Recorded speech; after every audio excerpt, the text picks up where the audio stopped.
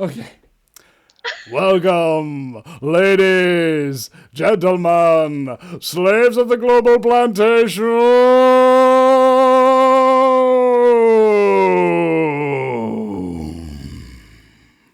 The Vinny Eastwood Show is bad news. It's like the news, but worse. It's the lighter side of genocide. Just because we're being exterminated doesn't mean we can't enjoy it. Otherwise, what's the point of being killed? The Vinny Eastwood Show, where the only thing worse than living in a high-tech global police state run by child-trafficking Satanists is Vinny's jokes. I mean, seriously, they're just awful. And my very special guest, Marja West, to make the pronunciation correctly. I like to do it a little bit Espanol. I quite like it. Right. That's what all the girls say. Now, we're going to... Oh my God, this is a very inappropriate show, all of us. Vinny. It's okay. I am very inappropriate. Okay, this is good. Do you know what the most common phrase I ever heard from the disciplinary figures when I got suspended 17 times from high school is? The most common phrase that they would use. These two words. Inappropriate behavior. Yeah, I can relate to that. Lots of detention, lots of, time in the hallway. I got to practice my running flips, though. So, you go down the corridor in a straight line and you do all kinds of gymnastic tricks. It's fun. One can only hope. And you miss the stupid class. So, it was all good. You got to seek the benefits of detention. How long does it take before you realize that, hey, there's actually no real reason for me to be here? I'm not learning anything of any use for me for the rest of my life. This is a waste of my frickin' time. This is a waste of my consciousness. Yes. This is programming me into that I'm not. That realization usually doesn't occur to you until years after the fact, unless, of course, you're like one of those naughty little children who decide I was very naughty. I had to learn English in a Catholic school. So I learned UK English when I was in California. This was in the 60s. So, I'm kind of an old lady. I'm the grandma. So, when I was learning this, I saw clearly, wow, this is just, so I pretended I was a fairy and, I would flit around and do all kinds of goofy shit, often disrupting people because the rest of my classmates were wondering, well, what the fuck is she doing? What makes her so special? And it wasn't that I was special. I was just bored out of my skull and had to do something. So anything to distract and pretend. Well, not really pretend because I did see shit. So it was very disruptive. And then you later realize, well, soon enough, that you being as yourself in that environment, you either conform or you're the troublemaker. So I was always the troublemaker and the ringleader of dumb, stupid shit to really add some interest flavor and levity to the hellhole that we were in called school, And you just go from one hellhole to the next. Every tier of society is just a larger open area form of the prison. Hey! You've got an extra bunk in your prison cell now that nobody else is sleeping in. You can have other prisoners over. Oh wow, that's amazing. Hey, you can cook your own food in your prison cell now, and you can pay for your own prison cell. Yeah. Oh, that sounds great. Well, but we're getting ahead of ourselves. We're straight into discussion and generalized sensitivities. I tend to make people more comfortable than they ordinarily are. So before, well, as I say in the halls of Israel, without further ado, could you please just tell us a little bit about you and what it is you do? So what I have been doing for the last almost 4 decades is hand-holding survivors of human trafficking and trauma-based mind control.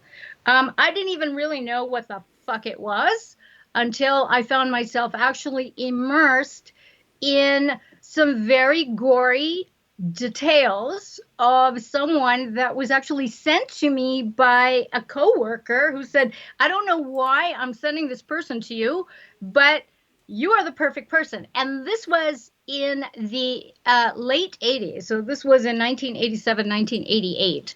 And I was fulfilling my pretend role as a mom yuppie in the San Francisco Bay Area. And I knew then, while I was in the middle of it, that I was playing these ridiculous roles because, I could. It was the only way I could actually entertain myself to, not want to shoot myself in the face, honestly, because it was really super depressing. Just everything that I was witnessing, it wasn't to my liking. And yet, I was sort of caught up in this role as wife and stepmom and endeavoring to do my work and having it be meaningful. I was kind of a punk rocker at night. So I had this duality thing going, and none of it felt good. I felt like an imposter. And so back in 1987, I started having these very, very bizarre dreams, because this is what happens when you start doing the great work and you start excavating the shit show that is in your head and the shit show that is in your DNA, that is allowing you or making you do certain things that most people don't question. And I was just like feeling like, this is not good. And when you're in your 20s and you're playing stepmom and playing the wife, you can't exactly keep pretending you're a fucking fairy. It's just not cool to do. There's a certain level of responsibility that you have, especially when there are children involved. So, I started like really diving into what it was that was making me feel really ill at ease in my body, in society, in San Francisco, doing what I was doing. I was just questioning everything. And so these dreams began to direct me in the direction that I was going. I mean, who knew? If somebody told me when I was 20 that I would be doing the work that I'm doing, that I've been doing for the last almost 40 years, I would tell them, get the fuck out, or let me have whatever it is that you're smoking or taking, because I want to go there and see what it is. And it was one of those things where I was just blindly following my intuition as I went down my own personal rabbit hole and started excavating all the shit from all of my various tribal dysfunctions and my family stories of my mom and my dad and all of that crap.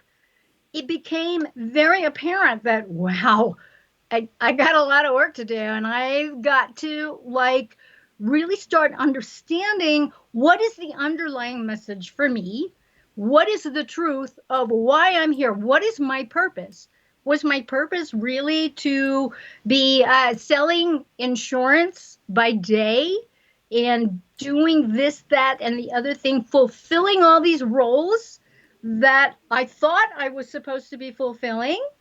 Or is there something else that I really need to be paying attention to? And that something else evolved into just everything that I'm all about up to now. And so at that time, when it all started in 1987, I was 27. I'm going to be 63 this year. So over the course of the decades, I've seen one shit show after another, after another, after another, of world domination of this, that, and the other thing, and I'm still here, Yeah. And it's, for me, it's comedy, it's comedic, and that's not to say that I haven't wanted to, make it all go away, because for a long time, I'd have to say maybe the first 20 years, I was solidly depressed and thinking, I don't know if I can keep doing this, But when you have children involved, there's a sort of duty, my moral responsibility to show up, even if I didn't want to do it, to show up. Just uber responsible. Yeah. Oh, I had a saying long ago, he who has the ability has the responsibility. I suppose she as well. And Yes. yeah, we're all here to do what we're all here to do, and whatever your skill happens to be, if it happens to be listening to people and healing them with your insight and your knowledge and your empathy, or if it's getting people's and being a narcissistic douchebag who shares the microphone with other people on his radio show in order to distract people from the fact that he's a bad person. Whatever your skill, whatever your talent, Yeah. you go and do it and get some good done out there. Yeah. I recall, going back to this schooling discussion that we were talking about, that I got, they were trying to diagnose me with ADD, ADHD, or something like that. Yeah. And I found out that the difference between ADD and ADHD is the picture quality. And the Well, I was given Ritalin. I was given Ritalin because I was way too much. I have a lot of energy, and I can imagine as a little child, I was probably way, way, way too much. And my mother was not equipped. She was just not equipped to deal with me. And so the whole thing about Ritalin, and I remember literally taking my first pill and feeling my consciousness recede from me. And I was 6. And so my strategy at that point, I realized, pretend to be a fairy, pretend you're taking the shit. Take the pill, take it out of your mouth, and put it in the philodendron plant.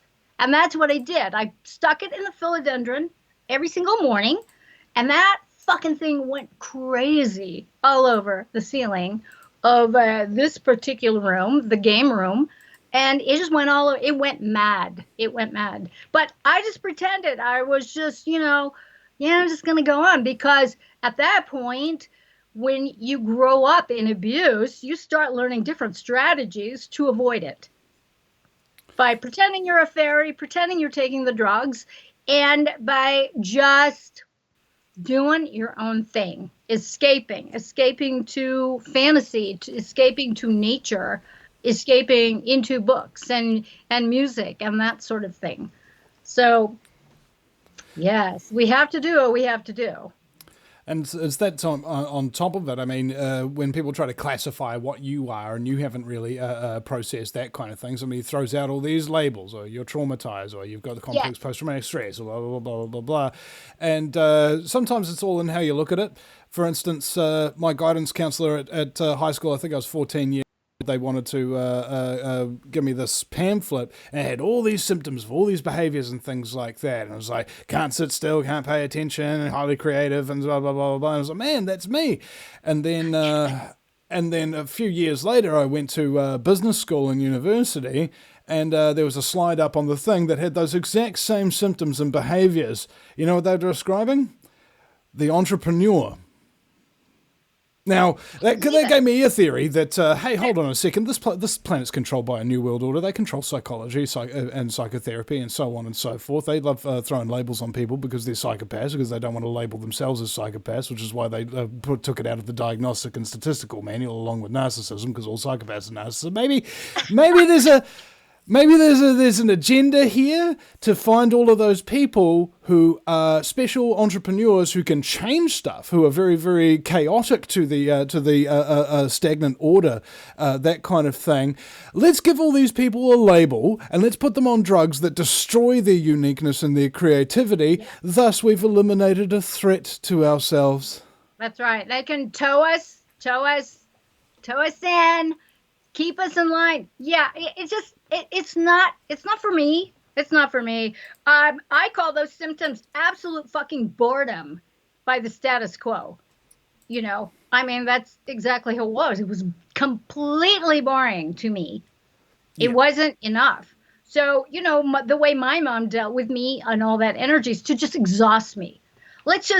We'll throw piano lessons and dance lessons, martial arts, and more and more and more and more and more at her. And I'm just like, I stick like a sponge, because it was a way for me to, I think, develop. So I think her ruse to sort of get rid of me, I mean, it was a good thing for me.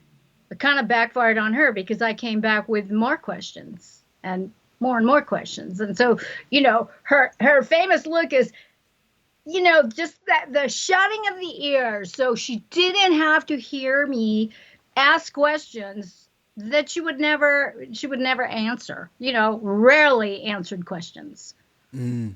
And so disappointing. But that's humanity right there. You ask them questions and they're just like, they just give you that kind of dumb. There was a technical term for it, as the fluoride stare. Totally. Yeah, that's it. That's it. Yeah. I remember Sir Ken Robinson, my friend Mike, my guitarist, he showed me this video a lot. We like watching it together sometimes. And it's this TED Talk by Sir Ken Robinson. And he tells this story about this little girl, and she couldn't sit still in class. And her mother decided to take her to a psychiatrist.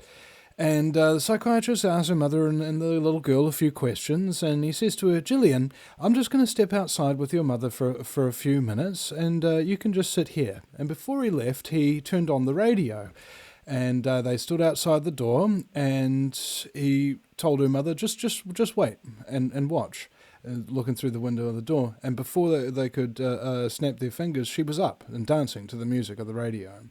And Doctor turned to her mother and he says, "Julian isn't sick. She's a dancer. Take her to a dance school." "And what happened?" he asked. And she said, "Oh, I couldn't tell you, sir, how wonderful it was. Suddenly, I was surrounded by people like me, people who had to move to think." Yeah. Yes. And she met Andrew Lloyd Webber. She created the choreography for the show Cats. She started a dance company, and she's brought joy to millions.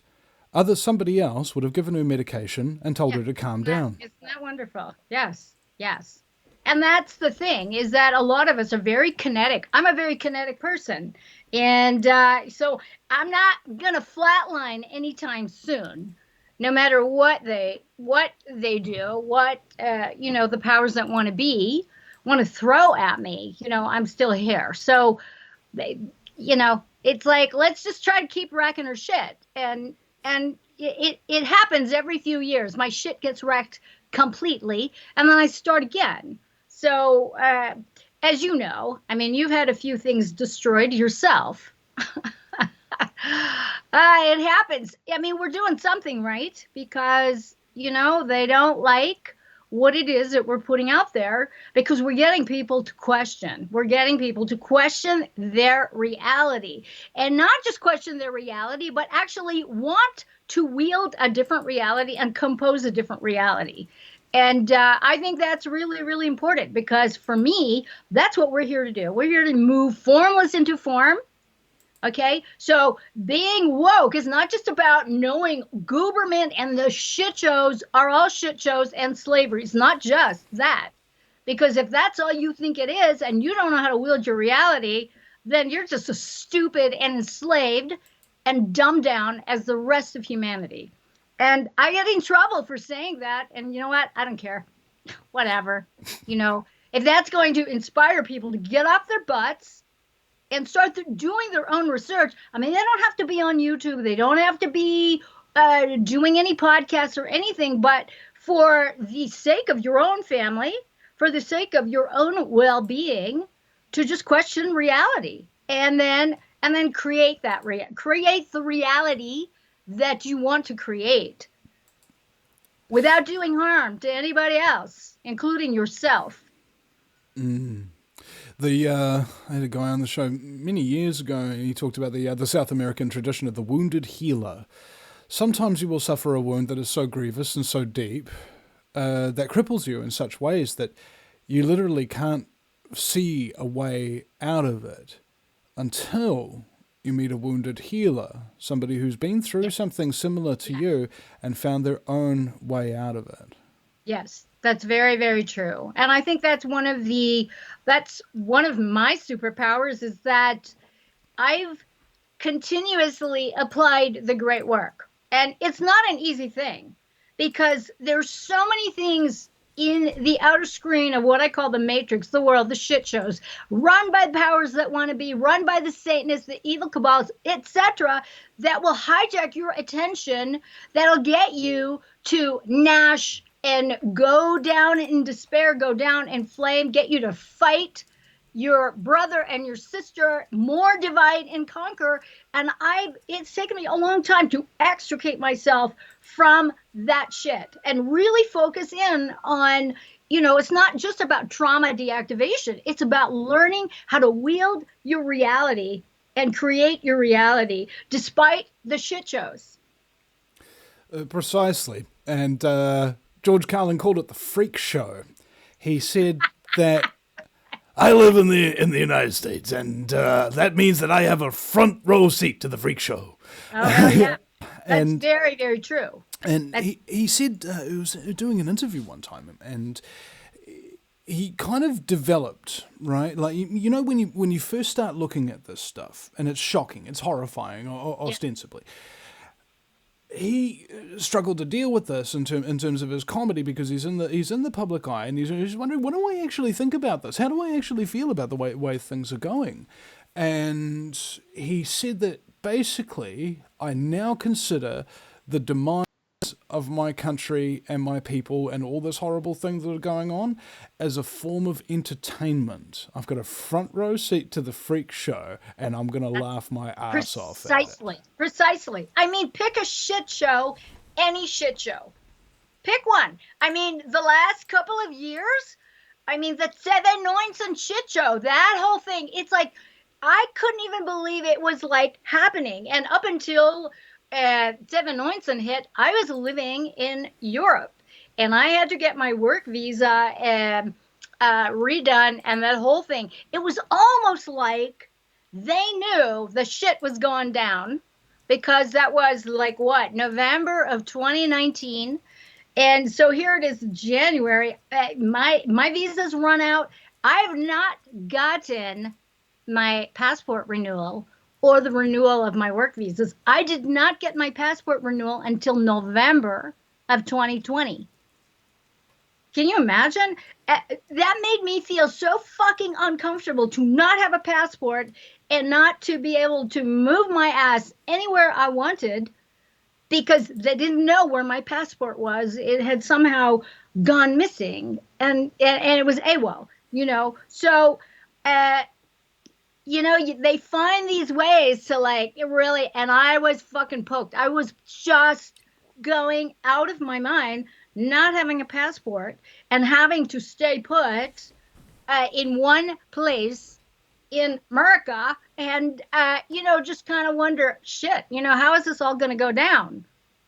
And now they figured out a way. I should be in South Africa right now, and my work visa was actually revoked. Why? Because the things that I do are not considered essential. So, this was approved last summer, and I'm supposed to be, on my way to South Africa in February, and all of a sudden, everything's fucking locked down. And here it is. What is it now? Almost May. It's the middle of April.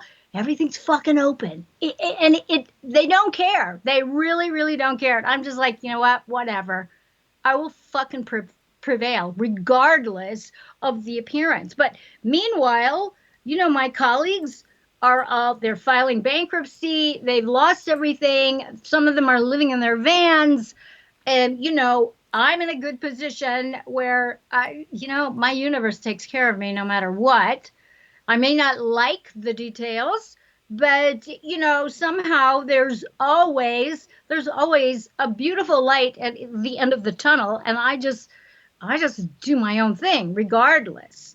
So, God, it is entertaining. But we have to be careful with the entertaining, because the entertaining can turn like that into entertainment, where we're all mesmerized by some kind of hypnotic thing that is hijacking our creativity. It is hijacking our empathy, so that we start fighting each other again and again and again. So I'm very wary of that. I'll catch myself, and I'm fucking snoozing. It's like, oh God, all right, wake up, girl. Yeah. Ladies and gentlemen, if you ever watching this show and you're getting hijaculate on your face, just comment in the chat room and we'll stop it. We'll stop it immediately. Yes. Now, slap it. now, you were talking about how people come to us because we help them to question reality, and I'm wondering if that's the case, or if it's something a little bit different. So you're already questioning reality, if I may. They're already questioning reality. They come to us because of that. Some way or some form brought us in here. And I think it's because once you understand the great precipice that we are standing upon, and the great chasm between you and your perception of reality and here, that what reality actually is and how far you've got to go, they're not looking for questioning anymore. They're looking for healing. It's kind of like they've just broken themselves and they need to put themselves back together. It's pretty frightening. It is my book is called Effed Wide Open, The Rude Awakening of the Heart-Based New Humanity, because it's fucking rude. And New Age bullshit has got so many people mesmerized that once you're awaken, you realize certain things, that your life is going to be fucking perfect and you're never going to have any pain and everything's going to be this utopic, like what? I want to punch people when I hear this shit, because it is not true. Waking up is an ongoing spiritual practice. That's why they call it a practice, because it's not a one-off event. There's way too many distractions to hijack our attention. Way too many distractions to get us to want to shoot ourselves or shoot each other or whatever. Just give up and just say, fuck it. I'm just going to gain 500 pounds and give up. Okay. And I talk to so many people every single day who are they're looking for inspiration. They're looking for reasons to keep doing the great work, because the great work is not easy. Most of it, as you know, Vinny, is not fun. It isn't fun to look at your shit and go, oh God, I'm doing it to myself. Fuck. Yeah. How do you pull your head out of your butt? Well, the other day, I kind of completely forgot about it. And I was like, I was interviewing David Icke and Mark Passio on the show together, and we had them on for 2 hours. And about an hour, 40 minutes into it, I realized I'm interviewing David Icke and Mark Passio. Oh my God, I totally... Oh, shit! You just zone out, because it's just another interview. Like out of what am I approaching? 6,500 interviews at this point, at the age of 37 years old, which is more interviews that's been conducted than anybody in my country's history, at least, by the age that I have and the time frame that. That kind of thing. So it's just repetition. Like you don't necessarily get excited about going for a walk if you go walks every day. It's just part of your routine. That's what the great work is. Presence in it to move routine into ritual. And I'm talking a good ritual where you have consciousness in what it is that you are doing at any given moment. And the moment you start snoozing, you're self-aware enough to know, oh, I just did it again. I just started snoozing. And you wake yourself up and you bring yourself back into that center screen where you're observing this and what's going on in your head, the other shit show that goes on in your head, because we have 2 screens of awareness that render us unconscious. The shit that we watch in the outer world and the stuff that goes on here that's usually in response to the shit that we witness that we don't like. So being here on the center screen, our awakened state, allows us to watch both the screens and to know what it is that we are doing at any given moment in that awakened attention state, And the New Agers fucking hate me for saying that stuff, because no, it's not like that. The angels come blaring. Now the angels are not going to come blaring. And no, you don't have to go to Bora Bora and spend $10,000 to get a gold gilded certificate that certifies that you are spiritually awakened. I mean, this is the kind of shit that goes on in New Age bullshit. It's phenomenally, just ridiculously entertaining. I think and people if buy we look at this idea, I am ridiculous. I am an idiot. I have been fooled many, many times. Just having that realization and constantly having that screen up, like, you know, like a little thing in the corner of the screen that says, you're an idiot, you can be deceived, it's happened before, watch out for that, you know, that kind of thing. Yes. Yeah, checking yourself, you know, I got to do it all the time. I catch it all the time.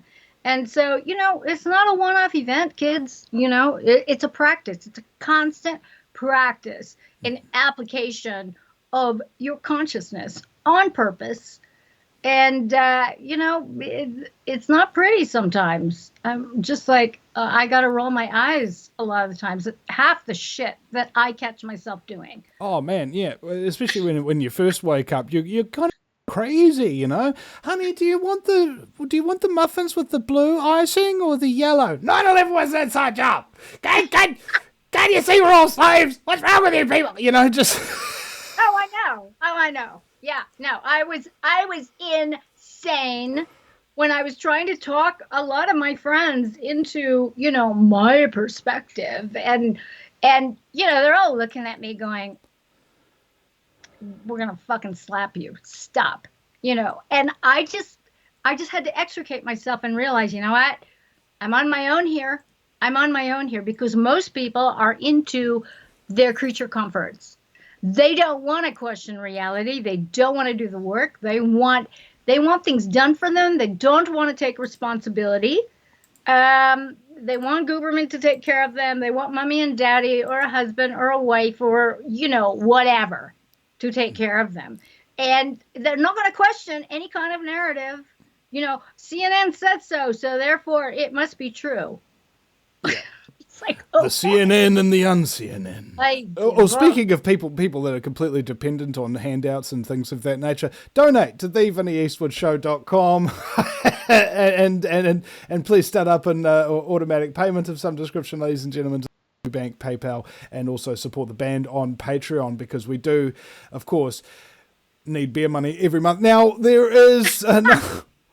There are special rewards as well. all right. So if you want to request a guest or have a private call with me or get my help on a little project that you got going, or you want to figure out how to boot up a website with, you know, learn OBS with no BS or something like that, whatever you're stuck with, whatever you're doing thing. I've been doing it for 15 years and doing it for many, many hours every week. So whatever problem you've first encountered and you're like, I have no idea how to do this, Vinny's already been through that 1,000 times and he can solve it lickety-split quicker than you can say Fat Sam.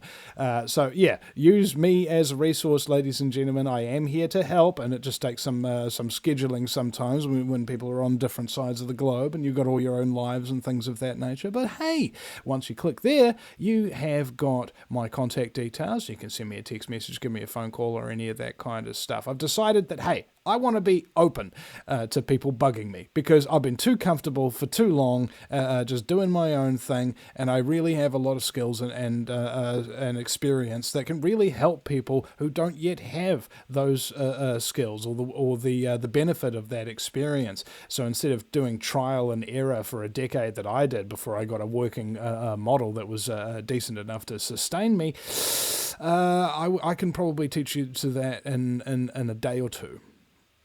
And when you're all up and running with your website and your social media and your passive income and your live streaming software and the whole 9 yards, and you can just do show after show after show without even any work. That's how easy it actually is. It's just people like to make things appear more complicated than they actually are. Nerds and professionals. What's wrong with their teaching style? They are getting paid for it, so they want to make it take as long as possible, go on continuously for the rest of your life, as well as it appears so complicated that you couldn't possibly figure out how to do this yourself. And I believe that this is the exact opposite way that things should be taught. Don't teach, just do. Sit there on a call. Okay, click this, drag that into there, type that in, and before you know it, you've got your thing. You don't need to have a discussion about it. Just do it. Just get it done.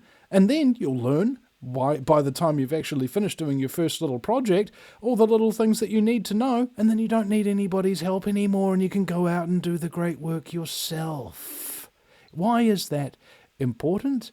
If you're even asking that question, you might be listening to the wrong show. You might be on the wrong level of consciousness. It should be self-evident, like the truth. Arthur Schopenhauer said that first the truth is ridiculed, then it is violently opposed, and finally it is accepted as being self-evident. Marja West is my very special guest, and you have a YouTube channel, I believe. I'll need to bring that up for people on screen. This is the second one, because the first one was deplatformed and made to disappear in 2015 after almost 9 years. Oh, no. I mean, and as you know, when they take you out, it's like you never existed. So, so it's been a process, because that really scared me, because I had built it up. It was relatively small for, 8-9 years. But what happened was, no one would touch me. For 3 years after that happened, my membership website also went down.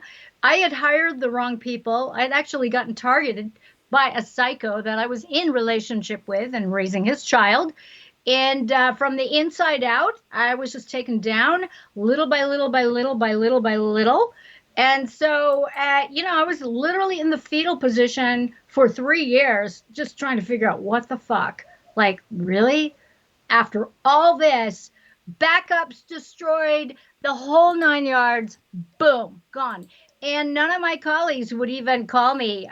For 3 years, nobody touched me. And finally, in September of 2018, I was living in Europe.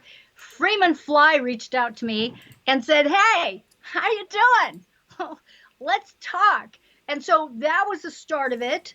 And so I've just kind of been, really busy in terms of promoting my book over in Europa and doing that. And so when the COVID hit, I decided, okay, it's time to start a new channel.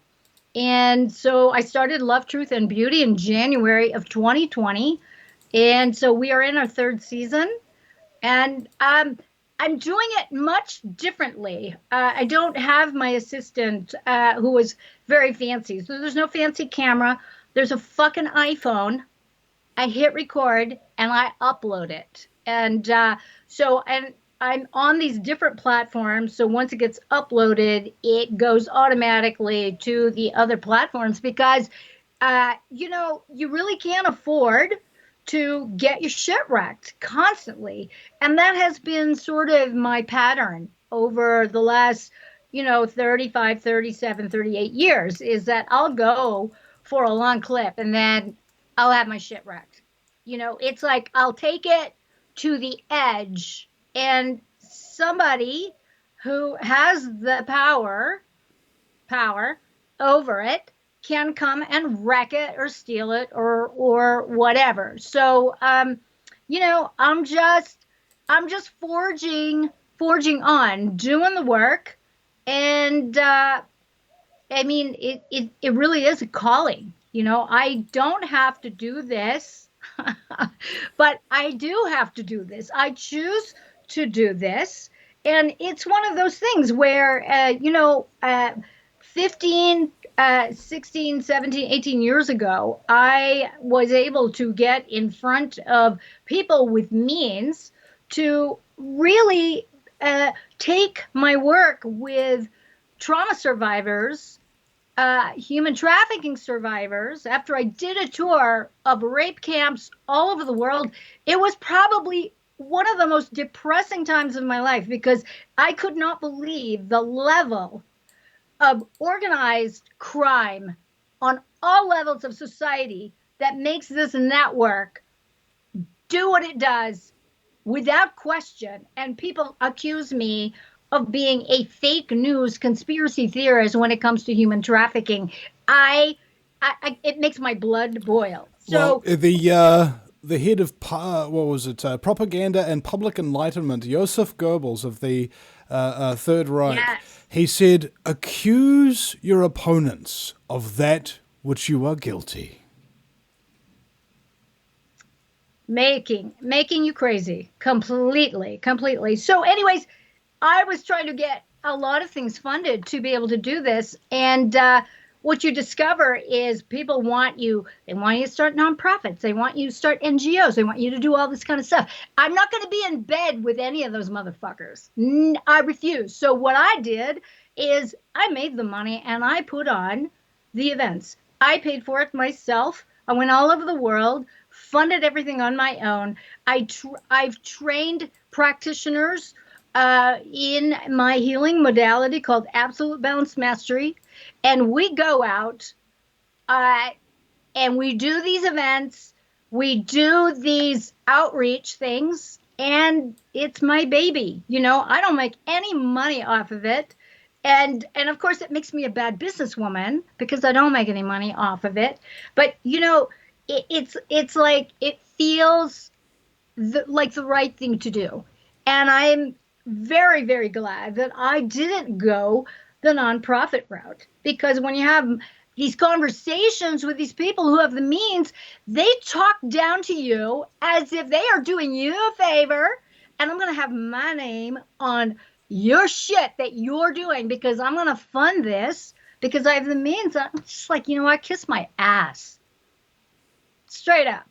I'm not going to do it. And so I put myself in the crosshairs of some very bad people. And, you know, it happens. And so I've had to retract and backtrack and, you know, go stealth, but I have a big mouth. I mean, you know, what can I say? I'm sure starting a YouTube channel, again, wasn't probably the smartest thing, but, you know, whatever. I'm doing it differently. I'm not so combative anymore. And I think I'm utilizing my age at this point as, you know, just softening it and really focusing in, not so much on the shit shows, because there's so many young people now that have taken up the torch. Thank you so very much for doing that. I cannot tell you enough how appreciative I am to those young people that are taking up the torch, because I can't do it anymore. You know, I can only do so much. And I feel like, you know, people who are younger have more energy, and I can focus in on dropping the golden nuggets and the platinum nuggets about reality creation and trauma deactivation. And that's what I'm mostly focusing in on. And that's, you know, that's mellowed out a bunch of stuff. But, you know, there are the trolls there that are going to steal your material and do all kinds of crazy shit. And what can you do? You know, you just do your best and keep moving forward and keep doing the work. Well, you don't really have much of a choice, right? It's a lack of options, okay? Yeah. I remember somebody asked me one time, "Hey, Vinny, what's going to take for you to stop doing what you're doing?" And I'm like, getting exterminated already? I mean, you know, it's just... Yeah. I mean, what priority do people have got? You know, it's just like, I have this kind of, you know, this weird sensation that I don't want to get killed and I don't want to get exterminated or enslaved or anything like that. You know, it's just me. It's just a personal thing. Yeah. And I sort of looked outwards a little bit, and I'm like, hey, hold on a second. I'm not an island. What happens to others affects me. And if everybody else is enslaved and everybody else is brainwashed or getting exterminated or whatever, they're intimately connected to me, and then it's going to happen to me. So I can't just save myself. I've got to save the entire freaking human race, but I can't do that by myself. I can only do my one little part, and that's why I keep doing it and doing it and doing it, because I know if I'm not, there's that one little piece of contribution to the universe that could have woken somebody up today that didn't. I totally agree. And I put myself in harm's way. I did a book event. I'd never been to Belfast, and I was in Belfast, and it was around the time that the Game of Thrones was coming to an end. So I actually went to a Game of Thrones party. I'd never seen it before. So I was just kind of like, what? I don't pay attention to pop culture. So a lot of television and all these shows, I don't know about them, but that was fun enough. But I did this book event, and then the next one was canceled, and there was a man-hating feminist who absolutely just was not having anything that I was talking about, the integration of the masculine and feminine within both men and women. She just really wanted to hammer that I was a disrespectful bitch to feminism and to women, and I got knocked down. She actually spit on my face. And I can't tell you, it is the weirdest sensation to be physically attacked by people who are they're just fucking raging, unconscious lunatics. It's called animus possession. Wow. Yeah, this kind of thing where you're outside of your body, you're outside of your mind, and you're outside of your emotion, and you're simply doing physical reactions, except they're coming out of your mouth or coming out of your body. Animus possession. Yeah, and my sponsors are grabbing me, and they're going, "We have to get off the streets right now. We can't call the cops." I'm like,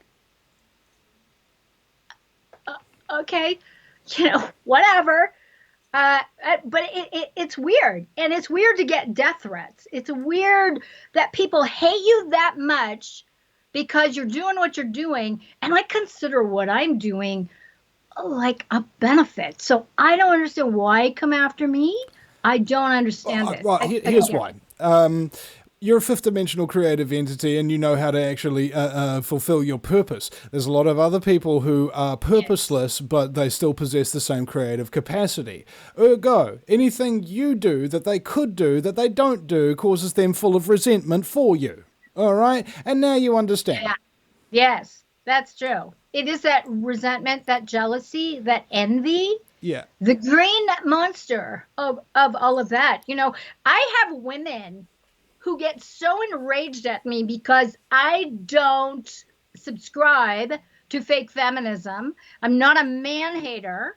I'm not going to sit there and blast white men or men in general. I don't believe that because men have penises if they're rapists. I just don't subscribe to that. And you should hear some of these things that people tell me that they want me to. It's just so bad. Like, wow. Yeah. You can't make it up. Well, you just inspired me to make a new cover of something. Whoa, here she comes. She's a man-hater. There you go. There you go. Just craziness. Well, again, we're going into this thing where they say that if you look into hell stares back at you. And the same goes with crazy. If you look into crazy, crazy starts coming back at you, that kind of. So I have this very, very simple approach. If I'm reading a comment or something like that, and as soon as I don't like it, it's getting abusive and crazy and stuff like that, I stop reading the comment. I don't even finish them. The block and the delete, and it's gone. Yeah. I don't know. Yeah. Look. My consciousness is mine. Okay, I will decide what I'm okay with taking in, and if I've got large quantities of pieces of shit who don't know anything about anything telling me what I'm doing wrong with my thing, even though I'm way better at everything than they've ever done in their entire frickin' existence, that's not worth my fucking time, and it's not worth putting up clouds of consciousness. Okay, because when you're sitting there and you're arguing with trolls all throughout the night. Don't sleep, okay? It's because you've got a conscience. You can't argue with stupid. You can't do it. Well, it's deeper than that. Stupidity. It's slightly deeper than that. Like Psychology Today identified that internet trolls are psychopaths, narcissists, and sadists. Now, the commonality between each of those three personality configurations is that they are attention seekers. Now, what's interesting is that they don't just want you to say, I love you, I care about you, you're awesome, and listen to them. They also want you to have reactions. They also want you to attack them. Any kind of attention that they can get. Yeah, so, exactly. That's why they try to say those things that they know are not true, to get a reaction out of you so that you can give them the attention that they so badly crave, but are too incompetent, too weak too pathetic and too stupid to do anything of quality that might get them said attention. Yes, that's very, very true. And I've learned to use keywords on my new YouTube channel. It's like fucking everybody, hardly anything is getting through on the comments now. And I don't have time, to be perfectly honest. I don't have time. I don't care. I've taken so many hits. It's like, go. Is that all you got? So it's comedy. It's comedy. It's tragedy. It's entertainment. It's, let me make a mezcal Negroni so that I can toast to the latest funny shit show, because it's so, like, for me, I try to find the funny in every ugly shit that comes my way. And that has probably been my default that keeps me sane, or in a place where I don't lose hope, because I know that for a lot of people that I talk to, when that whole thing, Hopium, what do they call it? The Hopium, yeah. That whole thing can be, it can be a real destructive drug, especially if you don't have the tools to up-level your life, up-level your thought quality, up-level your emotional countenance, up-level your physical energy. I mean, if you don't have the tools to do that, you don't have access, you're kind of fucked. And, I'm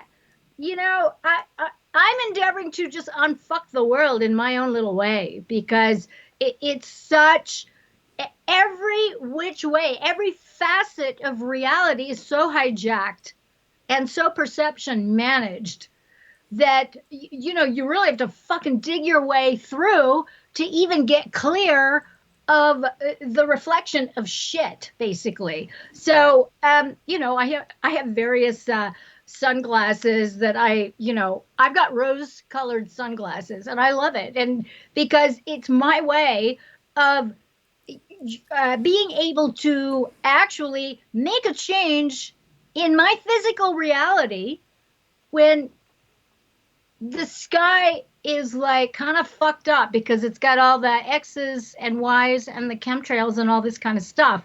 And I'm hanging out with people that think it's pretty. It's like, it's all I can do to not slap somebody, So I get those feelings because I'm very kinetic, and I've had anger management issues when I was younger. So I'm no longer there.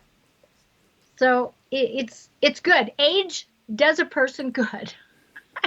You mellow out. You're still upset, but you're not so impulsive anymore that it's going to land you in jail, because that's happened. Yeah. In there for and still facing jail time, actually, technically. But yeah, just thinking about that idea of Hopium. I get a little T-shirt that says "Change you can deceive in," and that's when people are at their weakest, is when they're gullible. Yes. All right. I'm gonna close down the surveillance system on the United States. I'm going to get the lobbyists out of Washington. I'm going to end these illegal no-end-in-sight wars. I'm going to detonate all the weapons bunkers and build a wall. I'm going to get rid of child trafficking. I'm going to end the climate change scam, or whatever you want to hear. Don't believe it. All right? The people who are telling you the truth, you won't want to continue listening to them. That's how you know they're telling you the truth. Yes. Yes. Which is why we get shut down a lot. Or they don't want to hear it. They don't want to hear it. And I know in my own personal relationships, that has been a real challenge, between partners and some of my own children. They want a real Pollyanna kind of, can you just be positive, Mom? Positive, It's like, yeah, okay. Okay, I'll be positive. Here's a guy. I remember one time I was in Queen Street, Auckland, the busiest street in New Zealand. And this a guy on a bicycle comes screaming down the wrong side of the road, in the middle of the road, trying to catch a light and a frickin' crosswalk, you know, that kind of thing. And then he comes right in through, and then bam, smashes into a car and then goes over the side. Now, the rest of the people, this whole intersection, you know, maybe a couple of hundred people there saw this happen. And you could see the look and you could see the feel. Everybody was like, oh. And I was the only person who was like,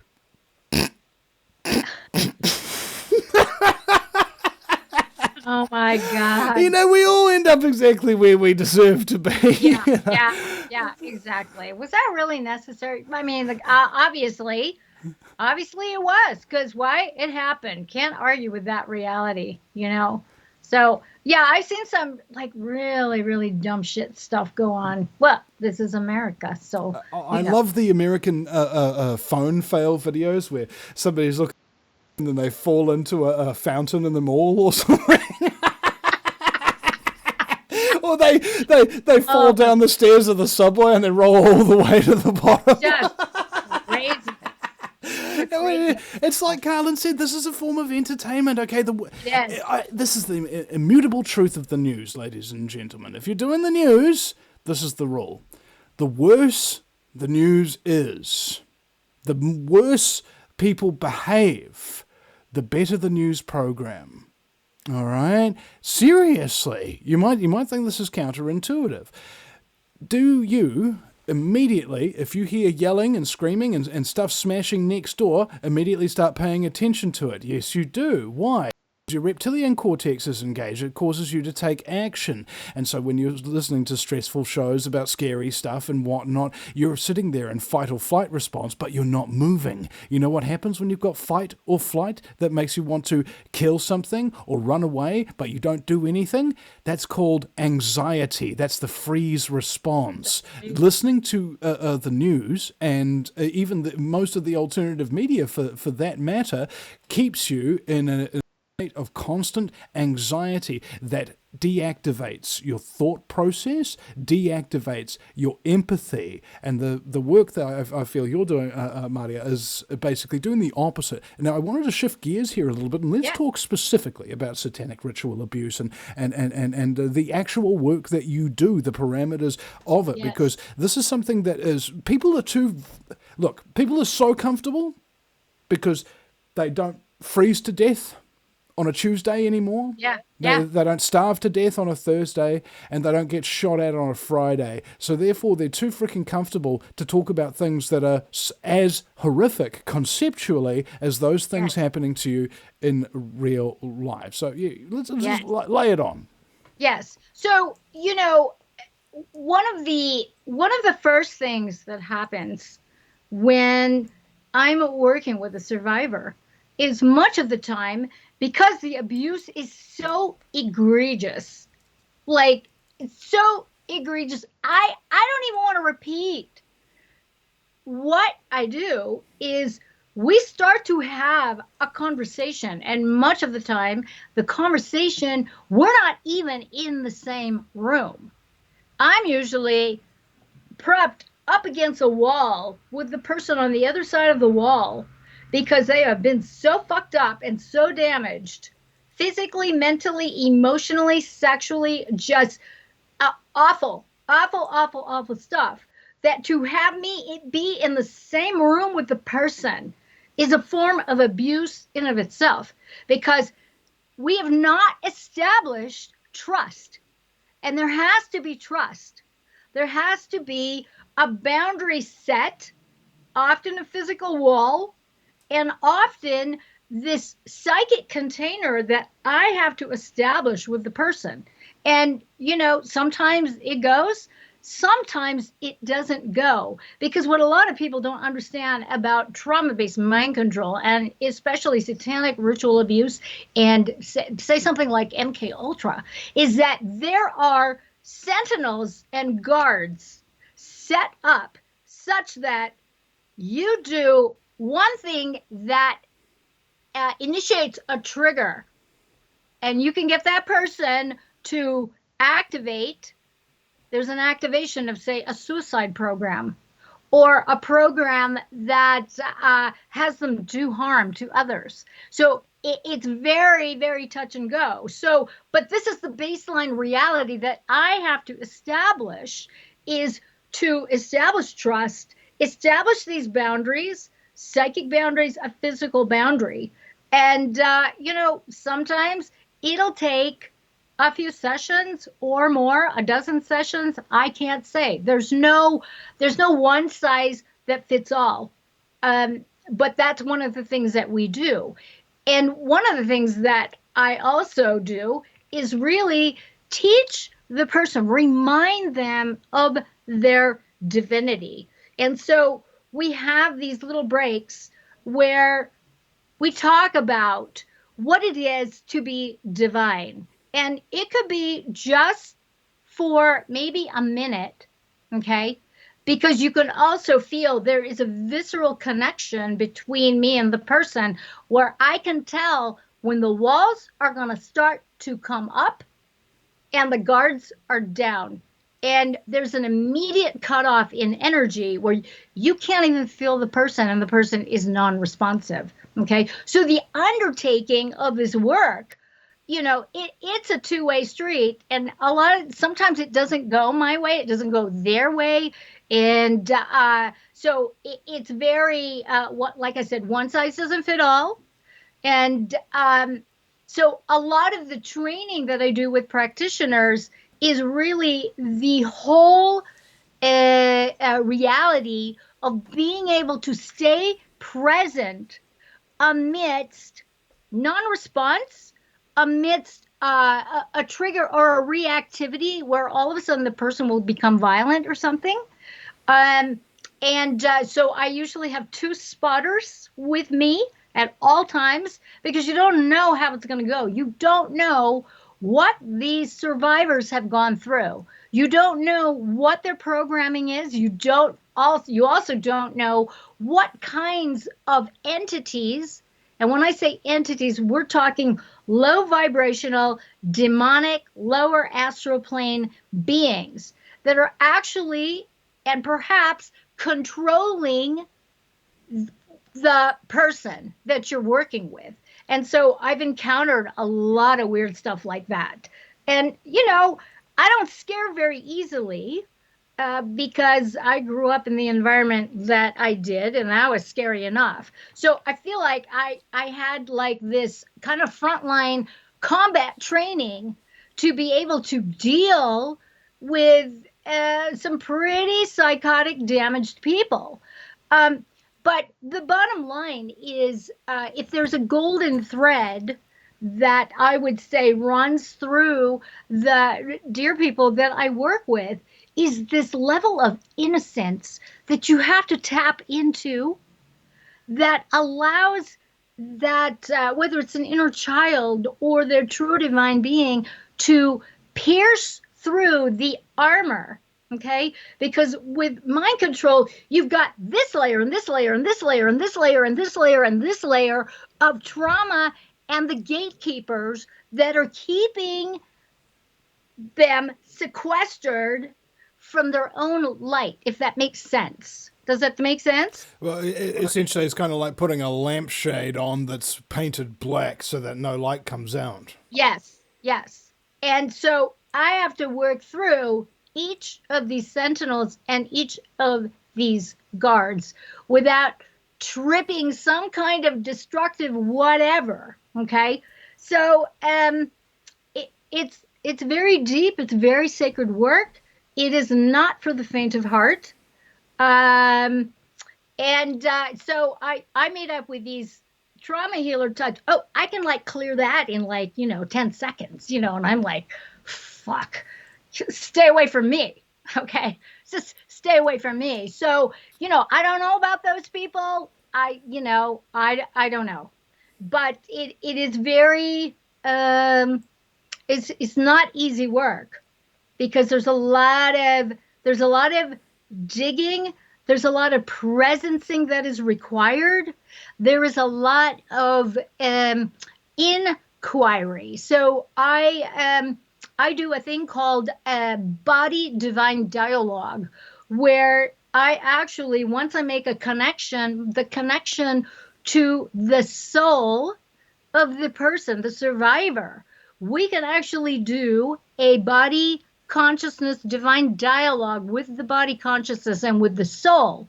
And that's when we really start making headway in terms of getting to the core traumas and unlocking the mechanisms that shut the being down and enslave them to whatever, for lack of a better way to describe it, whatever mandates or commands that are ruling their being, if that makes sense.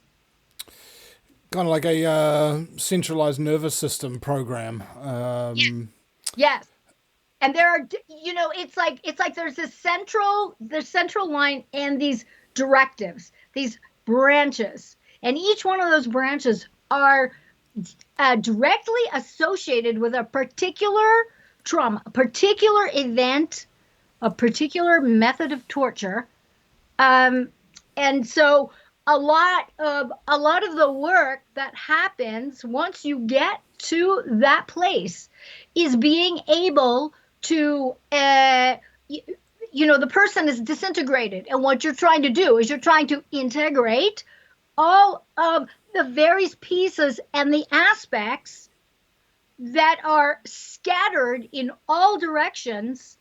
And each one of those aspects has their own sort of sentry, their own protective mechanism, so you can't get to it, which is why it is very, very difficult to deactivate. It's not impossible, but it is very, very challenging, and it requires a lot of time, a lot of patience, because sometimes it's like you make one step forward and it's 3 steps back, and in order to do the next say treatment or session, you have to integrate all the changes and see how the integration finalizes within the person. So I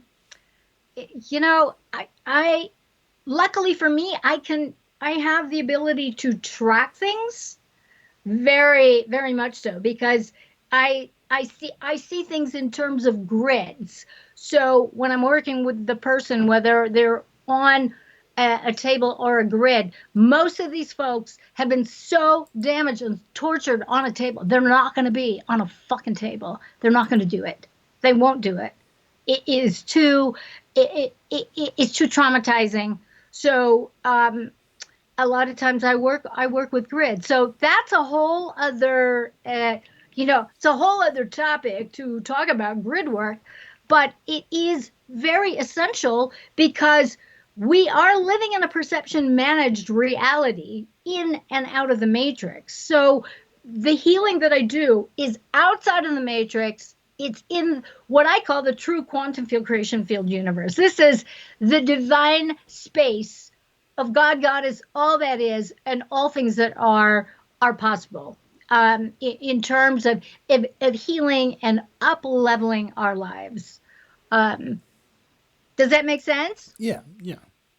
I was So just kind of relaying this as that. I'm trying to be as organized as possible, if I may, just to back that up. I mean, I've had many people have suffered abuse of that kind of thing on the show, and I think the worst one was like maybe the first time where I actually had one of these people come into my home to do the interview.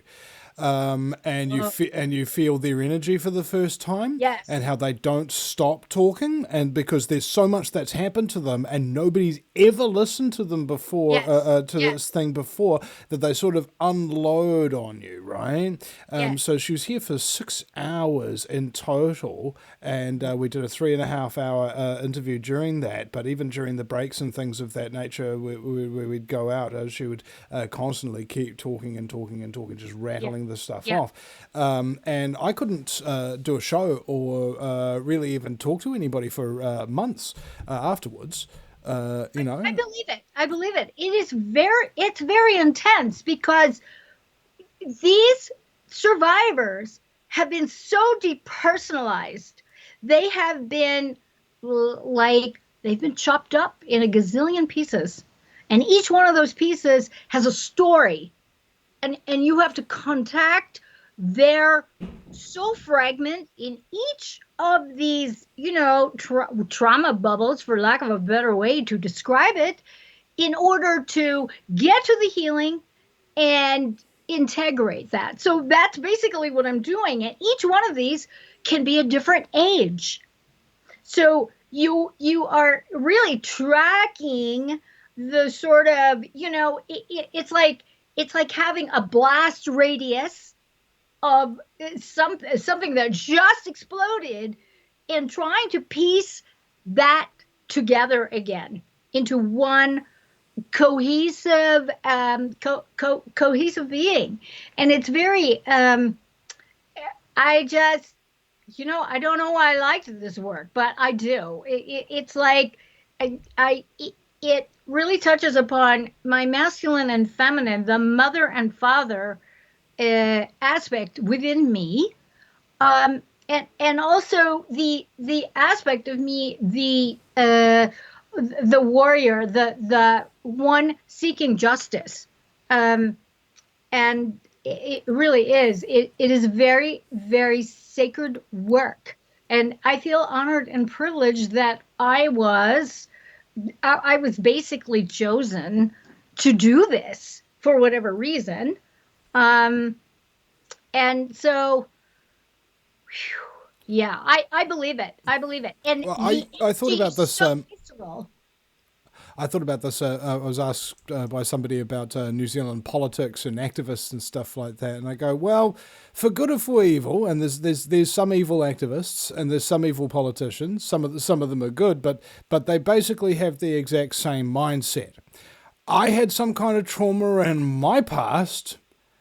I can't actually solve it or deal with it because I don't know how, but I went through this thing and I'm stable enough where I can help other people go through their stuff / help to create a society where people don't get traumatized in the way that I was. Yes. Now, that's whether you're good or whether you're bad. The difference between that is what you actually act upon. What are you doing? Are you giving? Are you self-sacrificing for the good of others? Or are you taking power and things of that nature so that you're mostly trying to prevent your own trauma rather than others?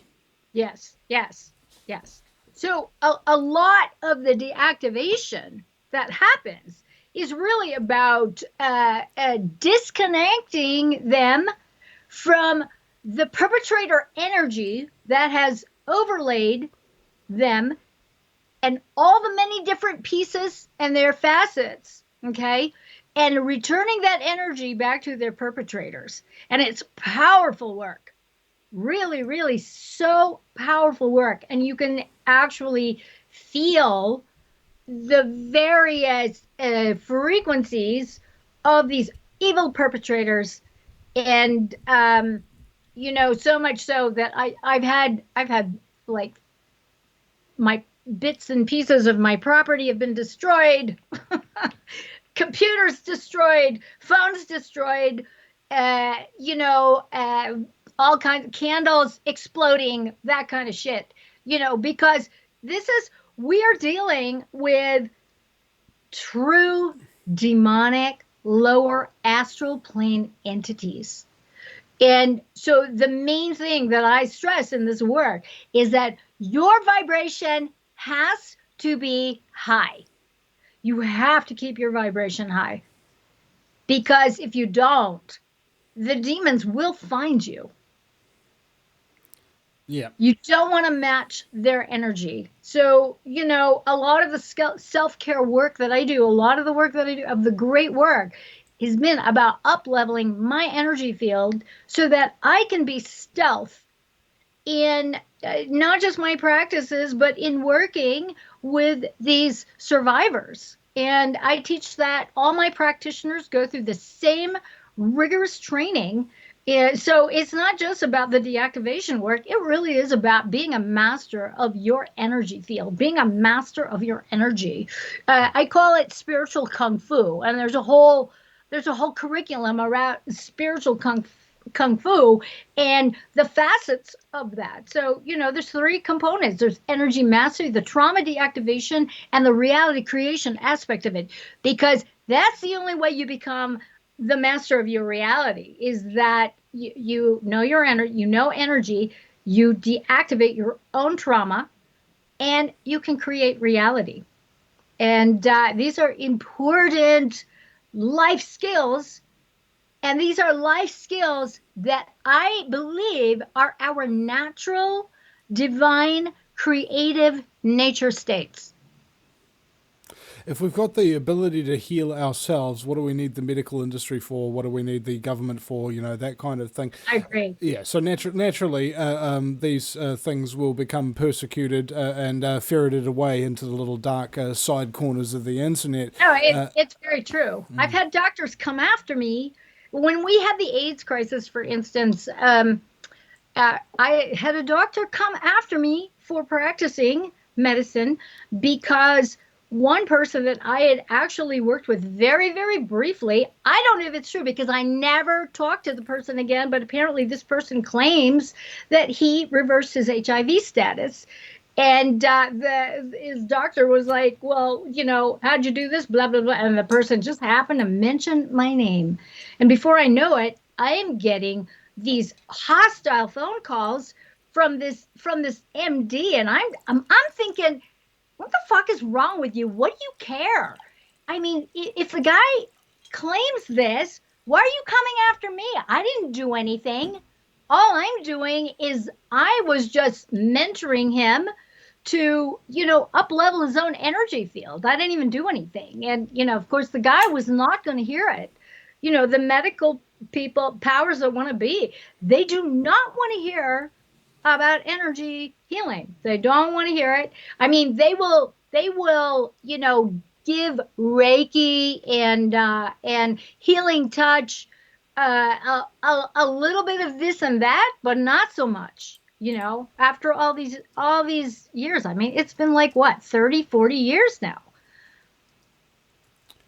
I want to think about this as well, because when you interview traumatized people, as I do on the show many, many times, I remember this person who was a narcissism trauma counselor, and she said every story starts to sound a little bit the same. She said it was like if you're a tracker and you know how an animal moves, where its watering holes are, and what its footprints look like. She said that's what it became like after a while, counseling people with this trauma, is it's the same kind of thing. It just takes little different forms and in little different places. And it's therefore, there is no one size fits all, but there is a consistent methodology that runs on a vein the whole way through. Yes.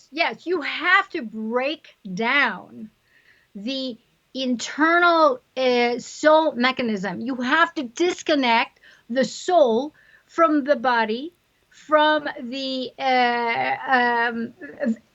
such that heart, mind, body, soul coordination is impossible. Because if you can break that up, and I talk about the three different trauma cages. So there's the mind cage, the heart cage, and the body cage. And each one of these has a particular energy configuration where the auric field and the chakra system associated with the mind cage, heart cage, and body cage are hijacked. And so the nature of our creative energy is run through the chakras. And so when you can control the auric field, the human energy field, through demonic possession, and you start, as a perpetrator, you start mind controlling and you start getting those entities also into the chakras, you pretty much locked down and disintegrated the personality, heart, mind, body, soul coordination. They are not going to remember who they are. They will be absolute sponges to whatever commands, demands, entity possession is ruling their reality. We kind of have this idea that the ancients had this idea that, you know, demons caused a disease in the body, and they would do bloodletting and so on and so forth.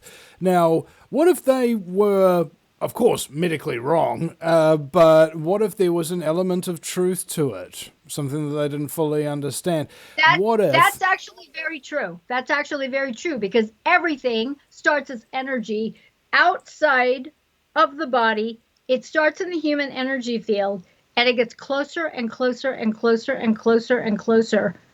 And once it comes into contact with the 2 to 4 inch layer of the human energy field, I call that the health template.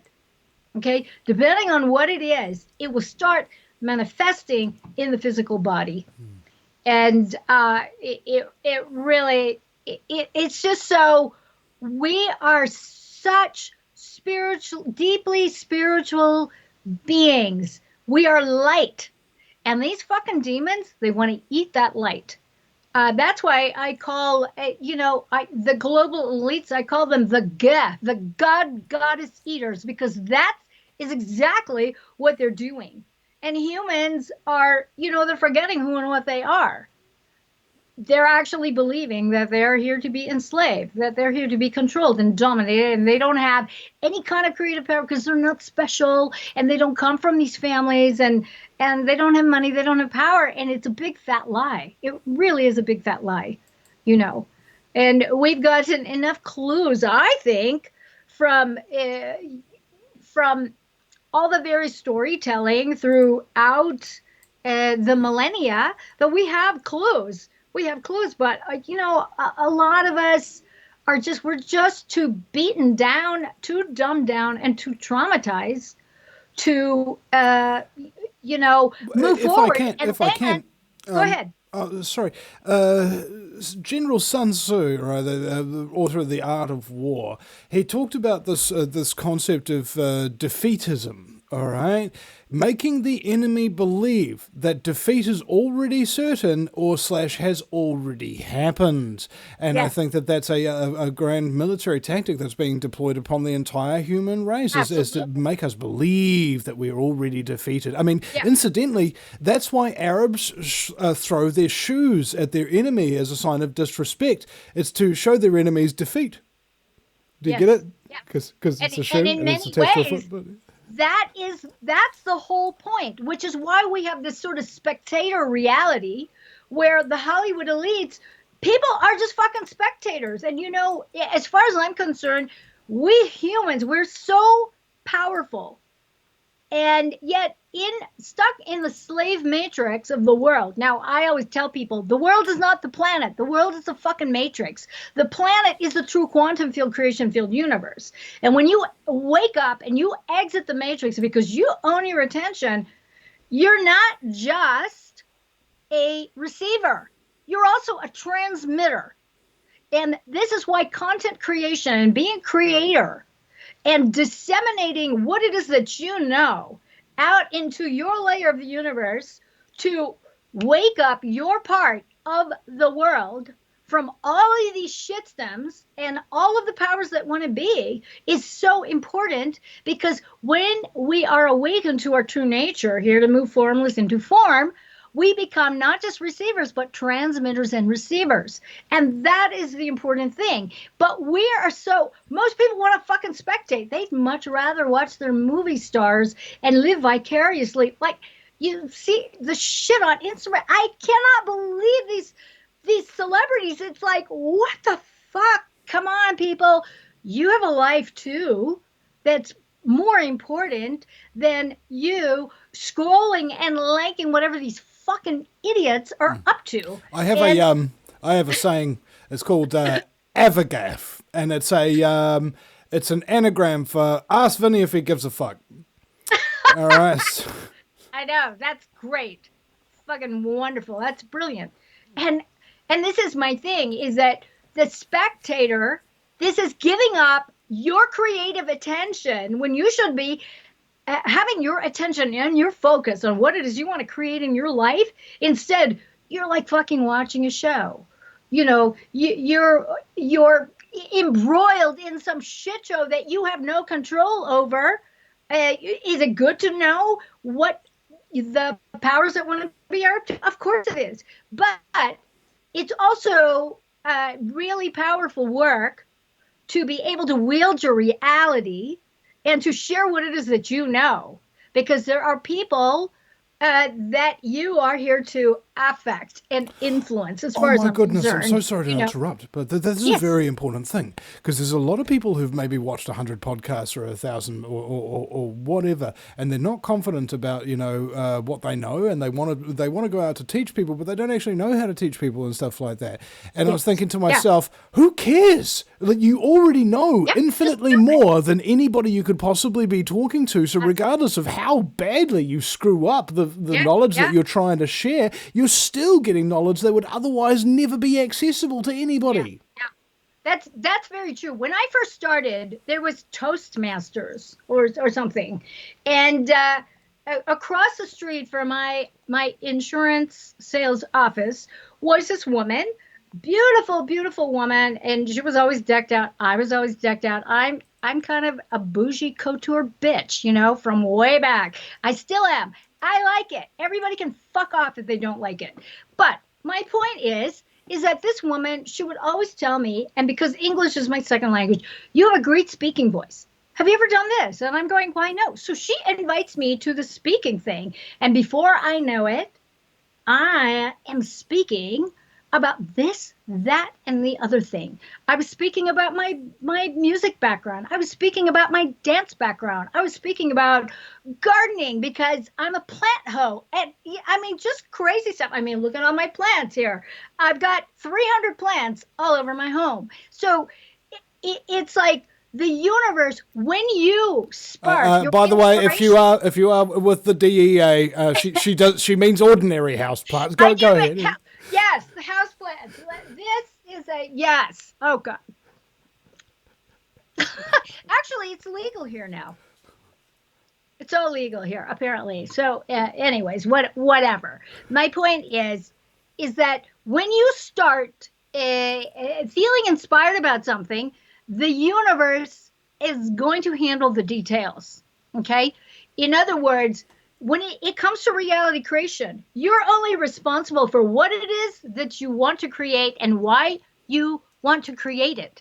And then the universe is going to be in charge of the chains of events, the who's going to help you, the how it's going to happen, the where it's going to happen and when. All that shit is none of our business. We get in the way. So as long as you are very clear on what it is that you want to create, what it is you want to say, and why you want to say it, it's all good. And that's what I've learned time and time and time and time again. And I know that with the survivors that I have handheld over the years, they have moved from victim to victorious. Was it easy? No, it wasn't easy. And did they learn how to manage their attention, own their attention? Absolutely. And they're creating their own reality. Okay. So that thriving, the moving from victim to victorious is very, very important, rather than fucking circling the toilet bowl, which happens a lot with trauma healing, because I have this rule. You get to tell me your story once or twice, 3 times max, and then we work on writing a different story. And unless you're utilizing your original story as in teaching modules to put forth a point that's going to inspire, a point that is going to uplift and spark people's attention and inspiration, you need to shut the fuck up, because all you are going to be doing, and this is my problem with talk therapy, is that you reactivate and re-traumatize yourself again and again and again, telling the same fucking story. And, and believe me, storytelling is very important, but there's a fine line, I think, where, you gotta like really be mindful about how you are repeating it. Well, okay? I thought about it. And many people do this all the time. They talk and they talk and they talk and they talk, but they aren't really actually getting anywhere. And I just want to tell to these people, look, just listen to me for a moment. Shutting the fuck up might be one of the best ideas you could ever have in your life, okay? If this is a new idea to you, maybe try it for a little bit, see how it works out. Oh, I've been doing this, that, and the other. Oh, yeah, have you tried shutting the fuck up? And, oh, no, I haven't actually. Maybe that's why shit's still fucked up, bro. Shut the fuck up. And that's very true. That's very true. So one of the tools that I teach my survivors, when we get to a certain point, is that of journaling and burning. Now, I say burning because I know people, a lot of them are fucking therapists within the shitstorm of psychology or clinical psychotherapy or psychiatry, whatever the fuck. They have these journals that are packed in storage units that go back 10, 20, 30 years, and it's the same fucking story in every journal. Like, I've had people confess this shit to me. When I teach workshops on journaling and burning, I go, you guys, you can't be spending money on storage units for this shit. You have to start a fire and you got to burn the shit, because you're just activating it. You're keeping it alive. It is holding you hostage, and it is preventing you from moving forward. So I know you therapists out there, I'm sorry if I'm offending you. But it is what it is. And also, the Vinny Eastwood show does not encourage arson of storage facilities. Now, Right. And I was also thinking as well, health practices and how you do your home and all of that kind of stuff. And with all the leaves that are falling off your plant, I was just thinking during the autumn she must practice at least a little bit of indoor Reiki. And there's the journaling and burning, all right, or the journ and burn. All right, yeah, the journ and burn them. Journ them and burn them. All right, you got traumas out there, ladies and gentlemen, just journ them and burn them. Oh, man. Yeah, I consider journaling really for the average person as the fast track to really waking up, honestly, because it keeps you in that self-aware mode where you can start being very distinctive about, is this my voice? Are these even my thoughts? Are these my feelings? Because it's surprising that a lot of people, when they discover through journaling that, shit, man, I've been saying that's just not even my voice. That is my mom's voice or my father's voice, or, my one of my high school teachers or something, or some authority that has been lording over someone energetically for all this time, and we live in such a shame-based matrix world where, you don't do certain things, and all of that. So that needs to be unraveled as well. They talked about how the shame-based consciousness is like the lowest level of consciousness in human race before you die. It's just not a good thing. Yeah, it needs to be eradicated. And of course, what is one of the ways that the world, the powers that want to be, endeavor to control humanity? Through guilt, through shame, through, just really pounding it in that we are pieces of shit and we don't deserve things. We're just a bunch of losers and we're just chattel, It's like, yeah. So part of my work is really to inspire people to remember who and what they are, and that they have something special deep within them that is it wants to be expressed. it's required that they express themselves. It's all the stuff that's inside you that needs to get out. I think that's why people get pain and discomfort and diseases and things of that nature. It's all this negative stuff in you that you can't get out, and it just sits there and becomes cancerous. Yes, that's very true. That's very true.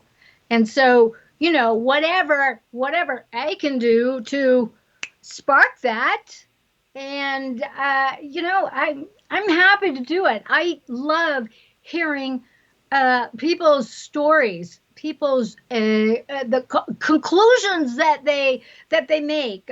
You know, I'll get these emails every now and again. I fucking left her, you know, and I'm like, yeah, you know, it's like, you know, part of doing this work, I think, is being able to be a good cheerleader, being able to be a good advocate, because people want to be acknowledged. They want to be acknowledged for doing good. They want to be acknowledged for stepping into their challenges and prevailing. They want the thumbs up. They want a good pat on the back, you know, because there's so much in the world and in the matrix that just, I mean, it just pushes us down. It pushes us down. It beats us up. It tries to define who and what we are. And it tells us all the many different fucking things that we're doing wrong, you know, and it's like, yeah, just fuck off.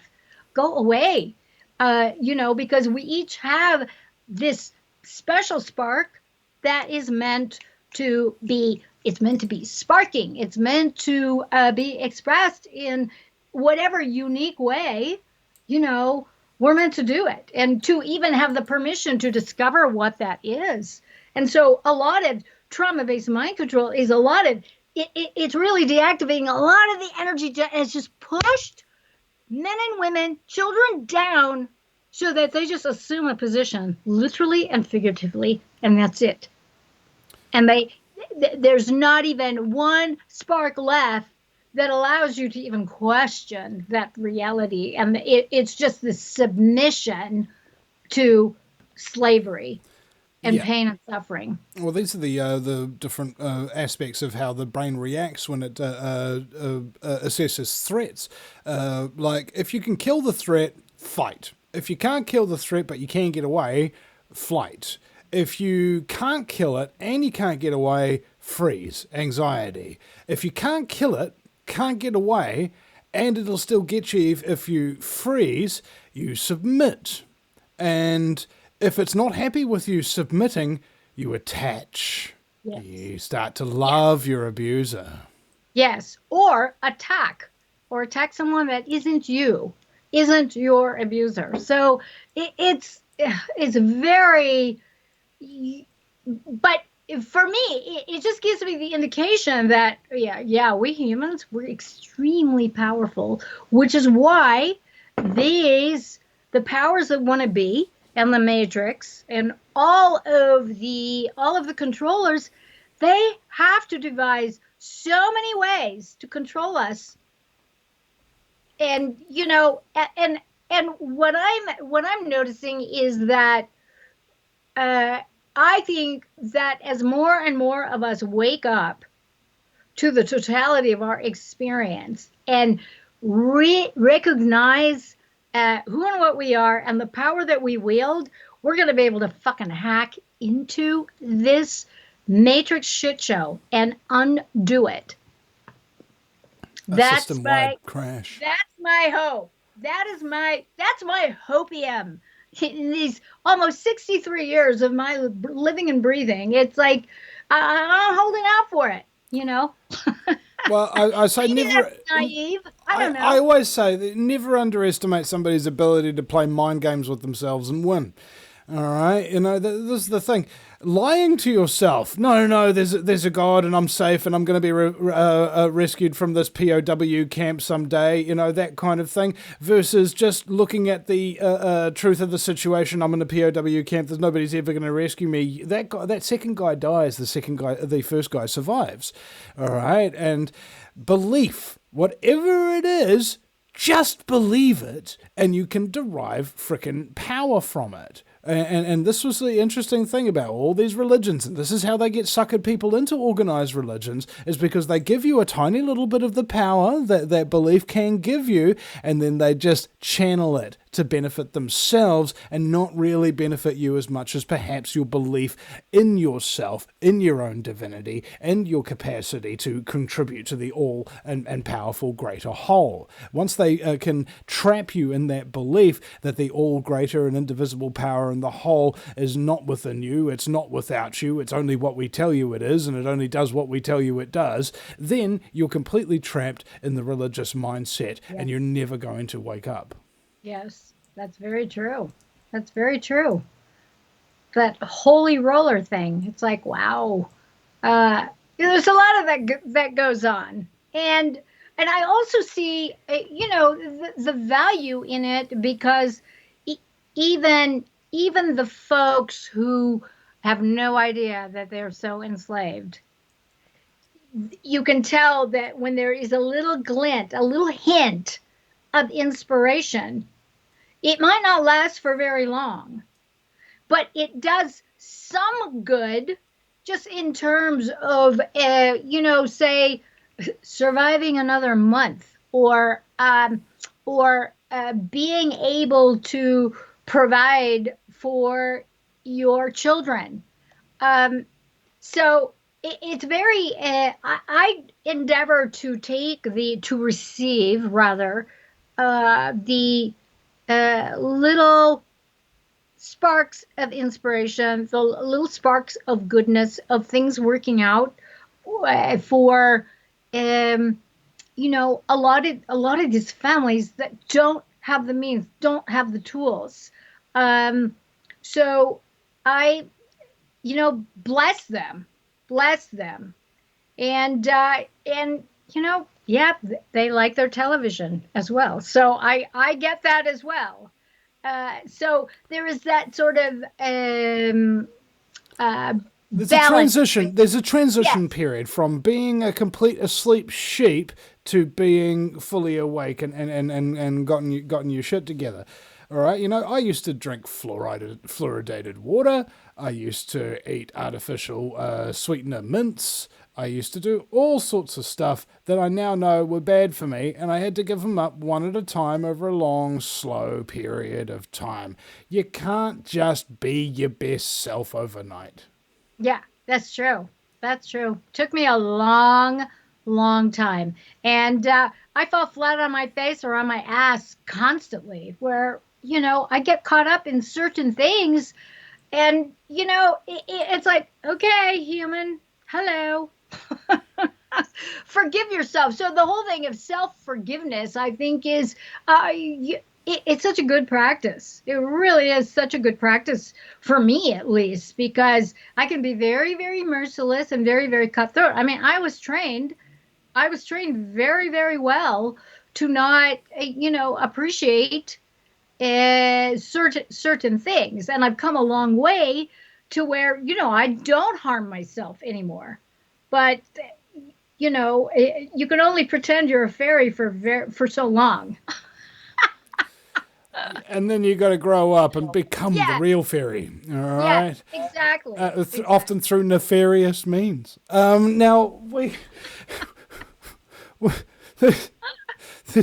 there's on that side note there, that analogy about waking up, and I like to explain this a little bit to people. What happens after you wake up in the morning? You get out of bed and you go take a wiki leak, don't you? And I do have to go take a wiki leak, and I'm going to leave you with Marja for a second, but that's not the end of the story. We also, you got to get out of bed, all right? That's the activation part, ladies and gentlemen. You want to wake up? It doesn't mean anything unless you get out of bed. You've gotten out of bed? That doesn't mean anything unless you've gotten the crap out of your system. You got the crap out of your system? That doesn't mean anything until you've got the good stuff in. You got the good stuff in? That doesn't mean anything unless you get out there and work your ass off against the new world order and all its nefarious wiles. Very true. It's a lot of work. Constant application. Now, I'm going to please talk to the audience while I Okay, go and have. I will yak away. Yeah. It'll be quick. It's just a WikiLeaks. I don't need to use my Assange. All right, go for your life. All right, I'm gonna go. So yeah, so let's talk about that. Let's talk about the getting up out of bed.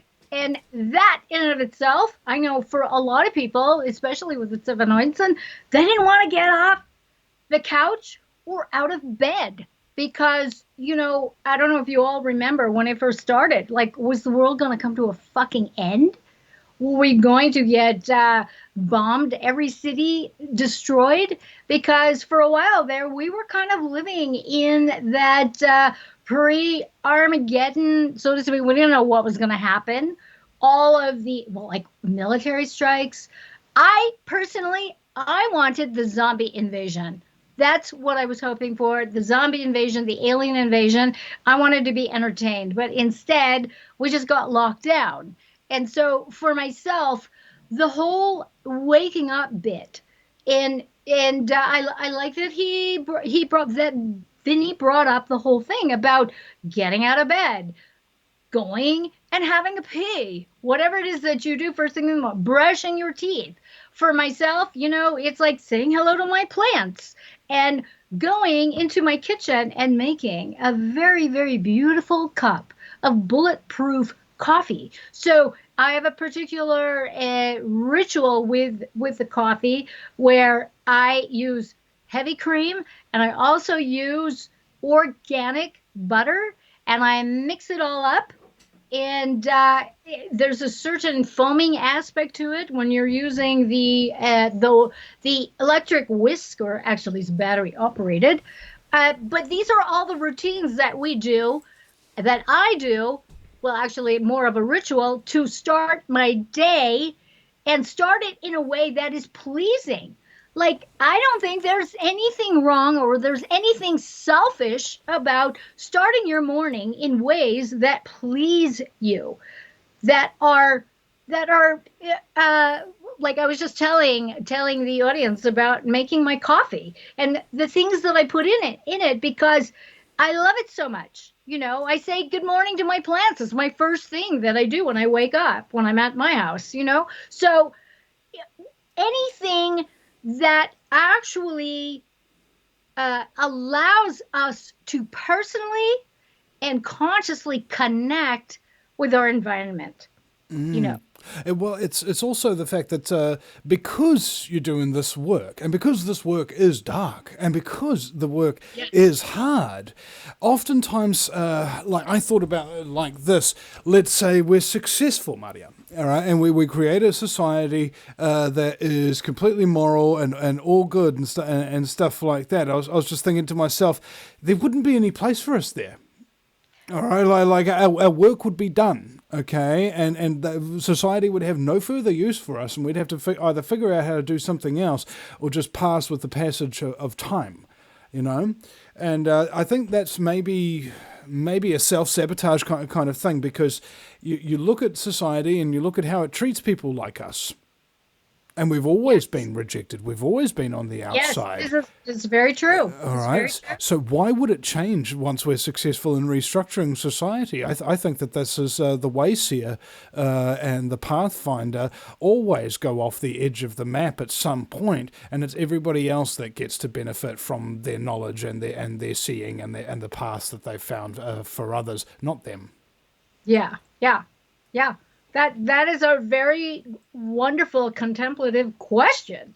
It's like, Well, I don't think that's happening anytime fucking soon. Yeah, I mean, that's the reason why I got this thing. That's the reason why I got the gig, is because, as far as I'm concerned, it's an industry that's never going to go out of style. What are we going to do? Run out of scumbaggery? Right? I love that. Scumbaggery. That is a good one. That's really good. Yeah. And oftentimes it's not as bad as scumbaggery. It's just a little bit of douchebaggery here or there, but occasionally you get fuckwittery. And that is that's just a whole nother level of stupid that is just far more annoying. Oh, you know, gosh. it's not just like, I mean, look, the evildoers who run the show and stuff like that, they're the scumbaggery variant, and then there is the douchebaggery variant down here, are just one step down, and they're kind of complying, they're kind of going along with it, you know, that sort of thing. But the fuckwittery variant, on the other hand, they're completely unaware of the existence of any of these other levels, what have you, total ignorance and insulation. So much, in fact, that they would die. They would prefer to die than face anything other than the reality that's already been constructed for them that they never questioned. Yeah. It's shocking to me at this point. I was on a podcast, and it was a Zoom panel, and there were 5 people, Vinny, with fucking masks on. Oh, like, I couldn't stop laughing. I just couldn't stop laughing. And it took all my energy and my consciousness, willful consideration to not fucking raise my hand and go off.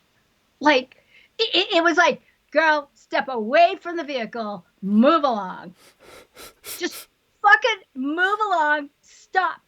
And I was just fucking going off in my head. I mean, you talk about my attention was so hijacked by these 5 fucking morons with zombie masks on a fucking Zoom call. Like, and I'm just like, oh, dear God. Maybe they were afraid they might catch a computer virus. Well, I mean, there was the whole thing about, one of them said, you know, well, the 5G is going to, like, give me COVID. So, you know, I'm like, oh, okay, you know. Yeah. You give me COVID. Boom, boom. Did COVID? Did you know COVID? Gosh. COVID! Don't you want to just fucking scream that shit? God. Oh man, I had this prank idea where I get one of those hermetically sealed yellow suits with the faceplate and the oxygen tank, like on the movie Outbreak, and then go into a supermarket and do my shopping and stuff, and hassle everybody wearing their masks. That doesn't stop a virus. You need one of these. Oh my gosh. Well, have you heard of the sensation, apparently, that some of these women are doing?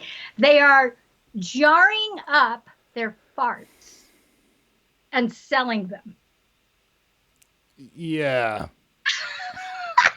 I mean, when you open it, there's a warning label on them when before the customer opens them. Warning: the effect may be jarring. Man, oh man, whatever. You know.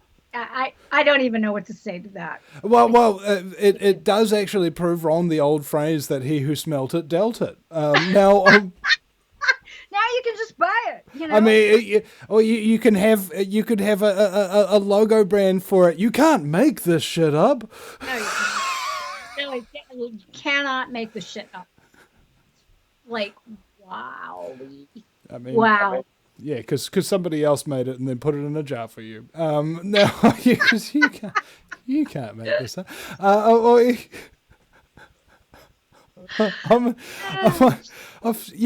just constantly wrestle with the fact that I'm just a very bad person. My jokes are just horrible, and I believe there's a whole lot of things that traumatize people out there, and I believe that I may be one of the leading causes of trauma in New Zealand, just how awful the humour is. Frankly, it all comes full circle. You tell jokes to make yourself feel better because you feel. I like it a lot. Yeah. And I have a potty mouth, so, oh well. I tried to change, but I don't think it's too late. It's just too late. Well, I've got a dial, so like, sometimes, I can swear, but if I'm in the wrong environment, like I'm speaking in a church or something like that, I may just say, Jesus fucking Christ, but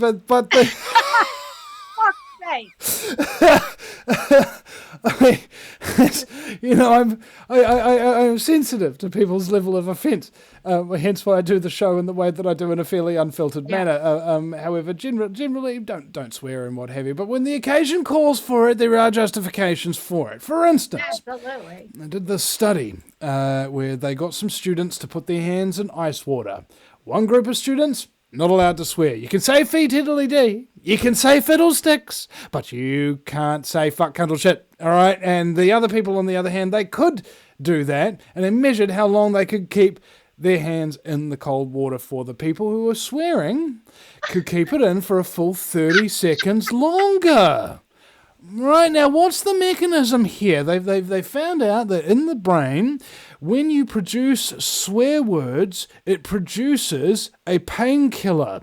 What's the first thing that happens when you accidentally hit your thumb instead of the nail with the hammer? Fuck! Alright, and then you get your pain relief. Why do you think people who've suffered so much trauma and seen so many horrible things swear generally in their daily speech? It's not because they lack the vocabulary. It's not because they're unintelligent. It's because it helps them to feel better about the fact that the world is the way it is, that shit has happened the way it's happened, and they are unwilling to apologize for fucking swearing about it. You know, I have people come up to me and they're like, you know, Vinny, I understand about the satanic ritual abuse and how they carve children up and then they summon dark visions of demons into reality and that control everything, okay? I can understand that.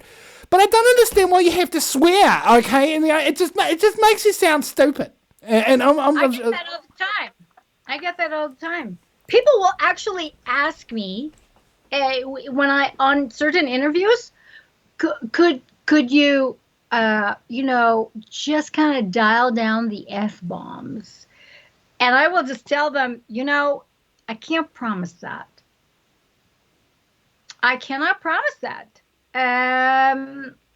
So, and sometimes I just get taken off the call.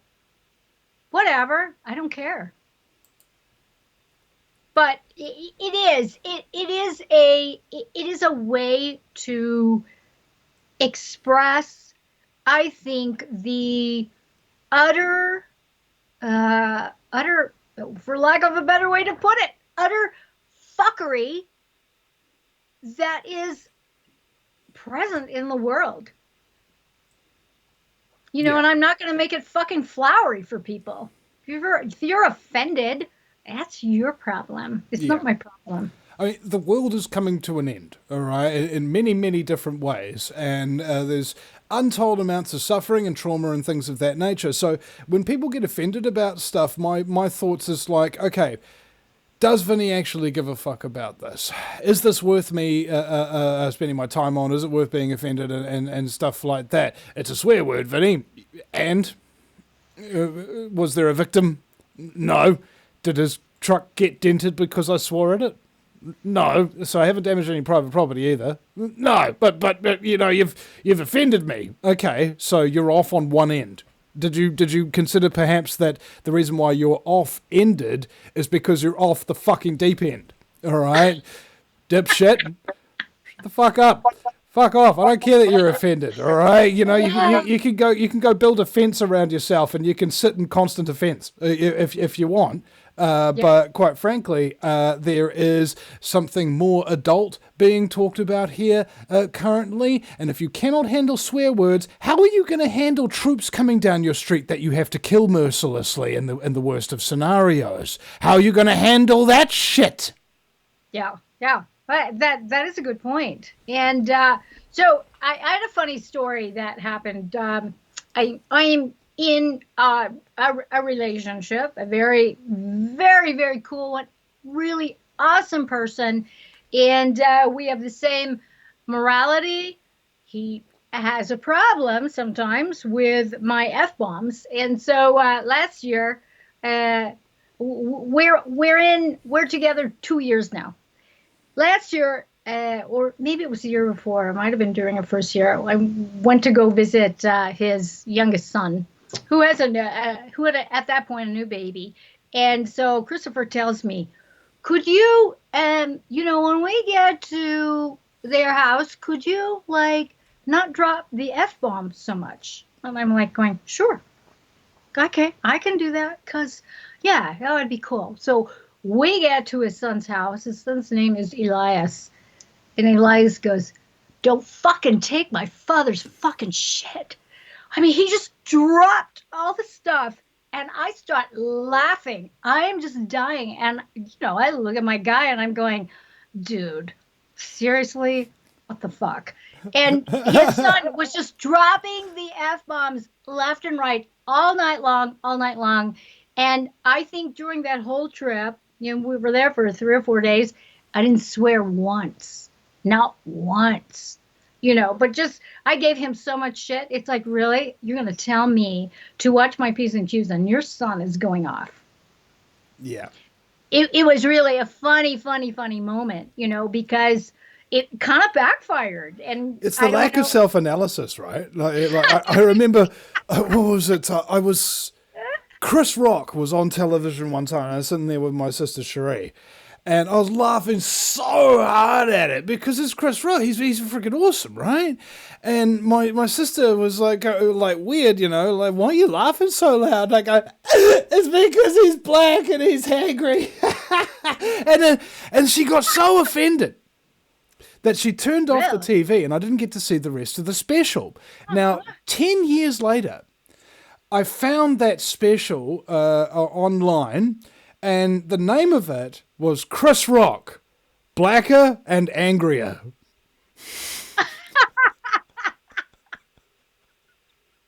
That's great. I shit you not. Like, this is the thing. People are in a cloud of offense, all right? The cloud of offense obscures their vision of what there is to enjoy in reality, all right? Shut the fuck up, harden the fuck up, might be the best advice you've ever received in your life, and accept that things are outside of your control, and that's not a bad thing. You don't have to control everything. You don't have to avoid the things that you fear or the things that offend you on a constant basis, because then you simply become too weak to handle those challenges when they appear without your consent. Well, and here in America, we have, and it's probably all over the world too, because I noticed it in Europa, that the cancel culture, the uber leftist, progressive, I'm so offended. Like, you're hurting me and I'm going to sue you and I want reparations. I'm just like, wow. I call that weaponized woundology. It's like, let me just weaponize everything that you make me feel because I am such a moron. I am not responsible for how I feel. It's all your fault.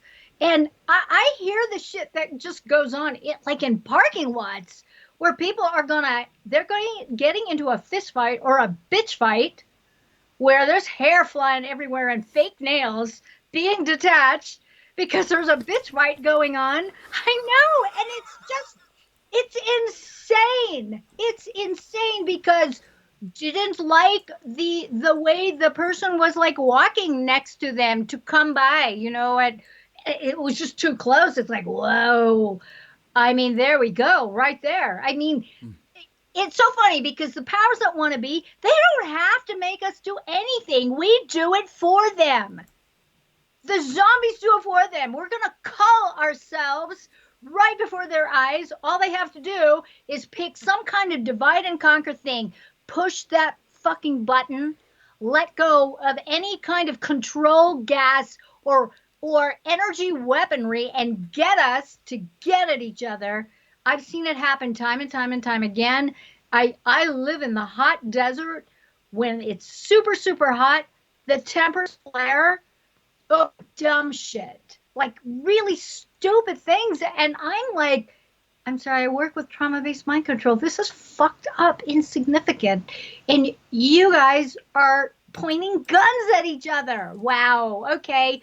I should just let you guys do it, honestly, because heaven forbid these people are breeding children. I mean, it's just not cool. But this is the sort of degradation, the dumbing down of America. The Darwin Awards. Have you ever heard of this? They Darwin came up with the theory of evolution, and the Darwin Award is given out every year from a bunch of worthy candidates that killed themselves in a really, really stupid way that that demonstrates that the human race is now better off that they're not in the gene pool. Like, for example, one university student was testing his physics knowledge by spitting off a roof, and in order to see who could get the highest arc or go the furthest distance or something like that. And so he decided that he would give a run up to the side of the ledge and then spit off of it. And of course he ran and fell over the edge and died. And now there are no stupid kids like that anymore, thank God. All right, at least from that one particular source. And another guy, he strapped a jet engine onto his car and winched it down and everything like that, and then did a little test on his own in the middle of the desert. And a couple of weeks later,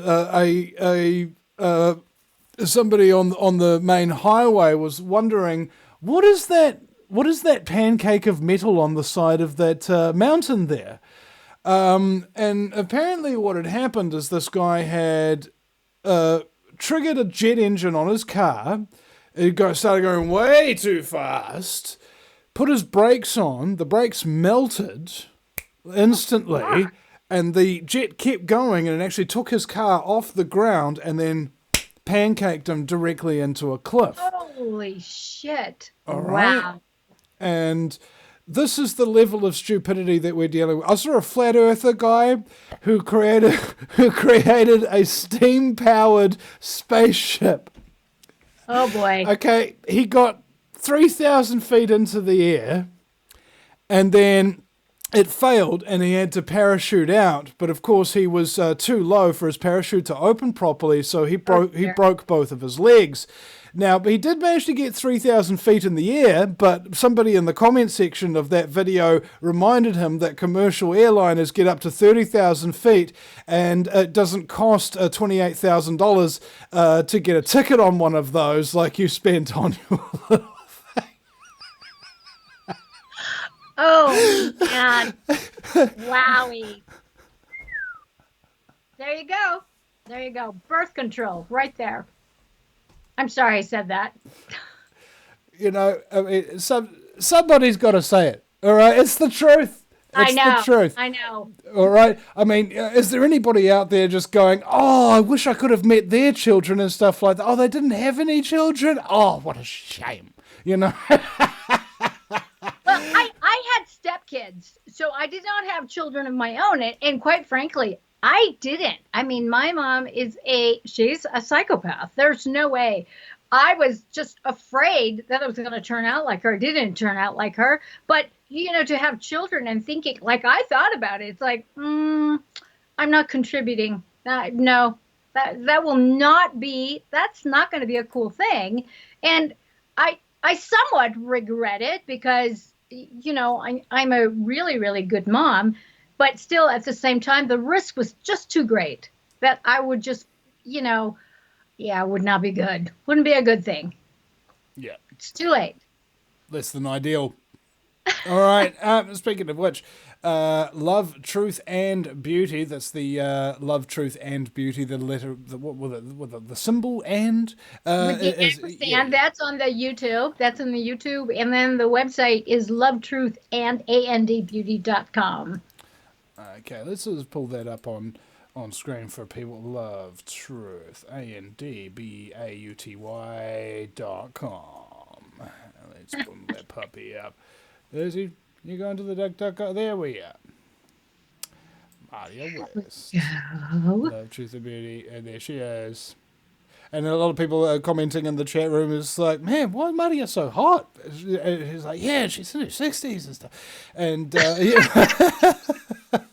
And I haven't had any fucking work done either. I get that quite a lot, you know. And in fact, you know, one of the dramas that just happened recently, I got off the Instagram because there were 12 clones of my account.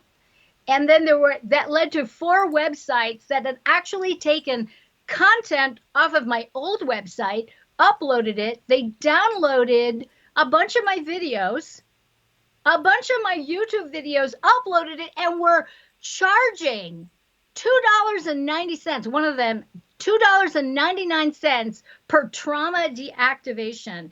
Like, I'm going, what the fuck is going on? What is wrong with these fucking people? And Instagram would not verify me because I'm not important enough, But I mean, I can see why some of these women will have fans only pages or whatever, because it's fucking ridiculous. And I work that consciously and uploaded content, videos.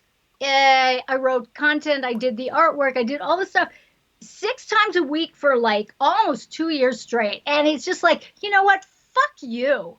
Why be on there at all? And then, of course, I started getting all these sponsored ads and affiliates, these opportunities to monetize. And what was it to be? Everybody wanted me in a fucking bikini or yoga clothes or makeup or jewels or whatever. It's like, dude, do you even know what the fuck I'm doing here? Like, what am I doing? It would be offensive for my people to have me do a fucking 180 and start doing that shit. But that is the superficiality of social media. They're not interested in trauma deactivation.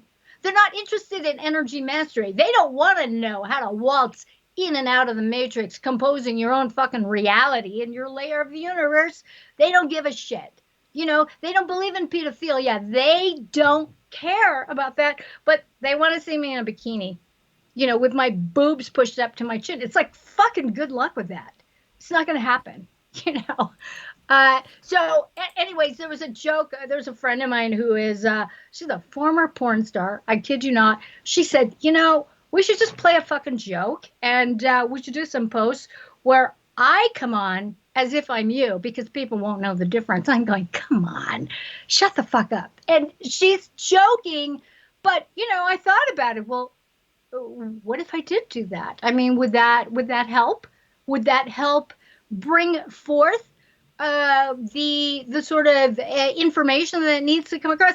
Well, of course not, because I write blog articles that have the headlines, we're all born from the time, we're all programmed from the time that we are conceived to be sex slaves. So that's how I roll. So it's just so incongruent, social media. And, Facebook may be on the chopping block. I mean, I've had 2 I don't post to Facebook anymore. Oh, Lord. I just friended you. Oh, yeah. I just don't post there anymore because everything that I say, it doesn't matter what it is. There's always fact checkers and yeah, they get pissed. They get fucking pissed. And now I don't know even really how to promote the show anymore. It's just like, all these social media places where you post stuff. I mean, I just got Telegram like this year. Maybe there's a couple of 100 people, but if you go to the VinnyEastwoodShow.com, ladies and gentlemen, on the homepage, there's a Telegram link, so you can join our little thing there, and I sometimes post on this stuff. I'm very disorganized, and the real problem with this field is that oftentimes you are having to do things by yourself, and things go by Absolutely. the wayside, and I'm doing everything by myself. I'm doing everything by myself for the most part. When I did this, the previous website, I was in a fucking cafe in fucking Berlin trying to fucking figure out Joomla. I thought I was going to blow my brains out. It made me so upset. And I am sitting there going, oh my God, it's taking forever. It's taking for error. And I wanted to shoot myself. I really did. It was just so, and I'm pretty tech savvy. I'm not dumb. I know how to do this shit. But, when you had an assistant, I had an assistant for 21 years before she passed away in 2018. And she did everything. And so for me to try to reinvent myself in my fucking 60s, it's like, shit, man, I gotta learn how to fucking do this, When you are independent and stuff like that, the worst part is that you got nobody to blame but yourself. That's true. I remember by watching this. And truthers are like this all the time, like some technical thing happens. Oh, it's Israel hacking me or whatever. And it reminded me of this quote from a documentary made by Al Jazeera called Control Room about how U.S. military targeted their journalists and their studios and things like that during the Iraq War, the second Iraq War, of course. Well, I suppose it'd be the third Iraq war, considering the US gave weapons to Iran and then invaded Iraq using them, and then, of course, invaded themselves in order to stop the thing that they started, and then, of course, came back there in order to get revenge for the revenge that they initiated. But it's beside the point. And in fact, I've completely forgotten my point now. Just go. The violin badly, actually. No, I mean, what you are saying is so true. I mean, they call it theater, for fuck's sake. Anytime the military is involved, it's theater. And I just I figured it out. I figured out what I forgot. Yes. Sorry. So from the movie Control Room, he says, in Saudi Arabia, we believe everything is an Israeli conspiracy. If a water pipe burst in Damascus, it's an Israeli conspiracy instead of our own incompetence. And I think that same principle applies to many of us in the truth movement. The things that we are messing up, it's generally not the CIA messing with your show. It's because there's this one little thing that you needed to tweak that you didn't have the monitor in your ears in order to see. Yeah. And then you have to run through the show and do thousands of them and stuff like that. One little technical glitch here, one little technical glitch here, trying to sort out this, that, and the other and try to lock it down. Repetition. All right? The more experience you have, the more stuff you can solve. But there's, as they say, there are two mistakes on the road to enlightenment. Not beginning and not finishing. Oopsie! I didn't hit record. Shit. Oh, I remember that happened. One time I had a 4-hour interview. Oh, I forgot to record it. Oh, no. No. Say it ain't so. Yeah, that kind of happens. That happens. I've done it once. But, I think probably the biggest fuck up on my part was really trusting people to come into my inner circle that didn't have my best interest, But how do you know that when, ahead of time? Right? You don't know it. You don't know it ahead of time. And so I become a very, very intensely reclusive person. And this is how stupid I was. So in my old YouTube channel, I used to do these live things. Hey, I'm at the airport. Here's my gate. And then people would actually show up with cocktails. And then I'm a fucking bitch because I will not drink the cocktail. First of all, I don't know this person. I'm getting ready to go on a plane. They just happen to be in the same airport, in the vicinity of the gate that I'm in, and they're giving me a cocktail, and I'm not drinking it, but I'm an asshole because I was just inviting people to come meet me at the gate, and now I'm unfriendly because I'm not going to drink this cocktail. And this is some of the dumb shit stuff that I did, and it's very innocent,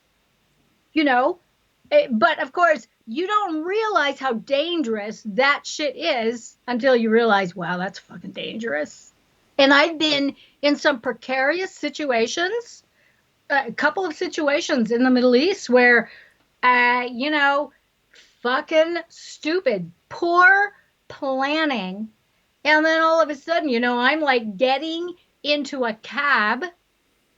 And before I know it, I actually have a guardian angel of an old man and his two big sons, like grabbing me at the waist, taking my luggage and telling me, do not get in there. Do not get in there.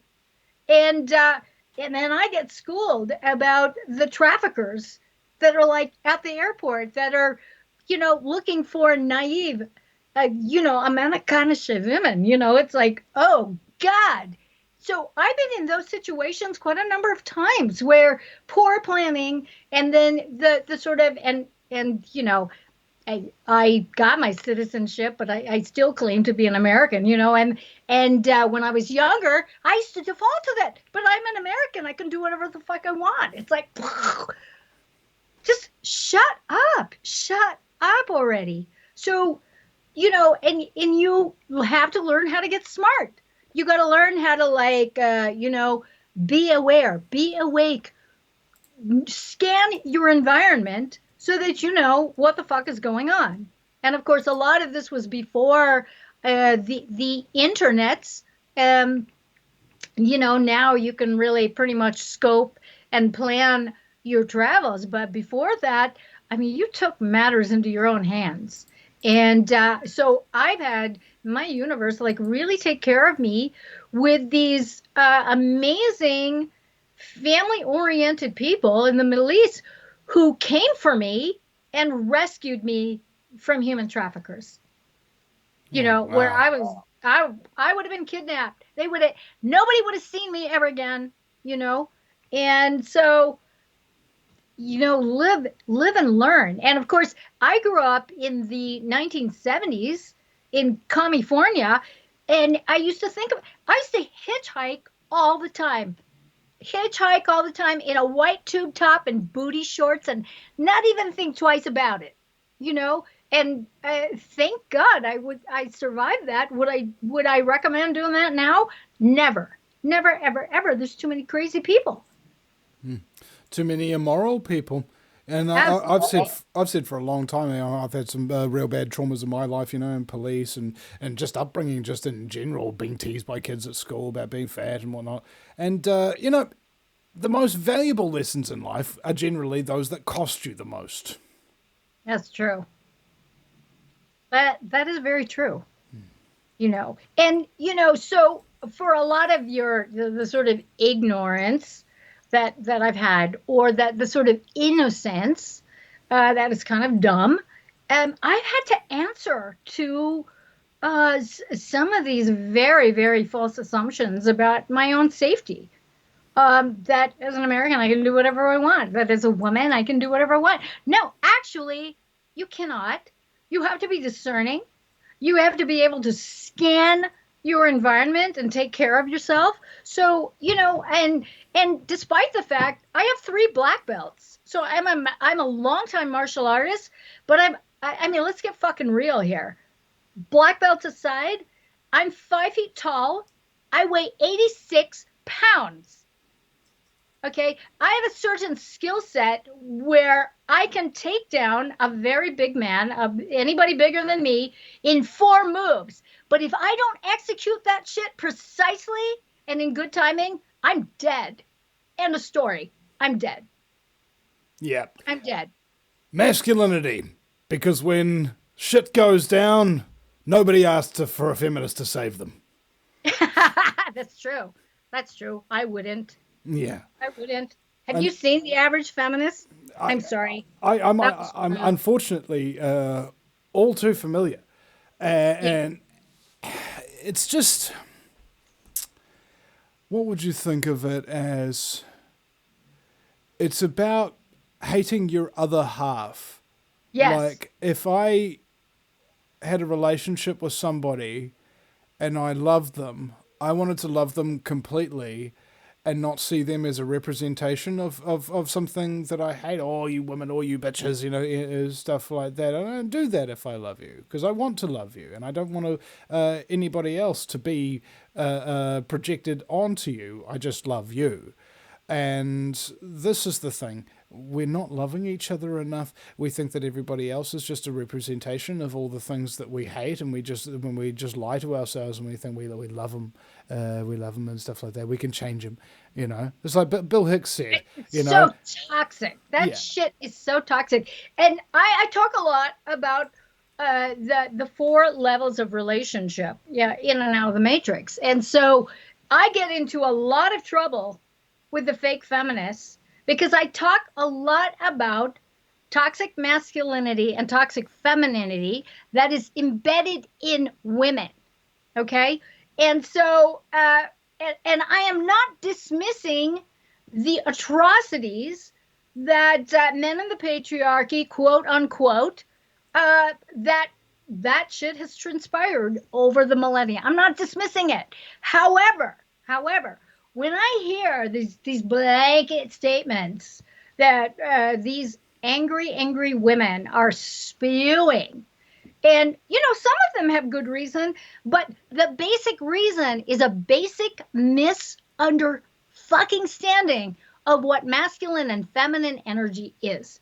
And when I teach masculine, feminine 101, I make under no uncertain terms the clarity that the divine feminine is not a woman and the divine masculine is not a man. The energies of the divine masculine, feminine animate our physical bodies regardless of whether or not we're a man or a woman. In fact, I'll even go far as to say that when you're talking about masculine energy, you're talking about the movement of energy from one's heart out to a worthy cause or out to another person. Okay? So the energy of nurturing is actually an expression of masculine energy because you are moving from within yourself out to another person to caretake. And wow, women get fucking pissed. They want my head on a platter because they don't understand it and they're so fucking offended by that. And the ones that are spewing all this hate and talking about toxic masculinity, they are expressing toxic masculinity. By spewing all that, as if these women have never burst into tears and just wanted to bury her face in a man's chest and exactly. Have him hold her, for example. Exactly. It's like masculine's not nurturing, really. Where are you right now? What have you got wrapped around you? I know. I get so much. I have been booted off of podcasts with goddess entrepreneurs because they're not fucking having what I am saying. They're not, and they don't fucking understand the ins and outs of the masculine and feminine. The feminine is magnetic. The masculine is electric. Okay?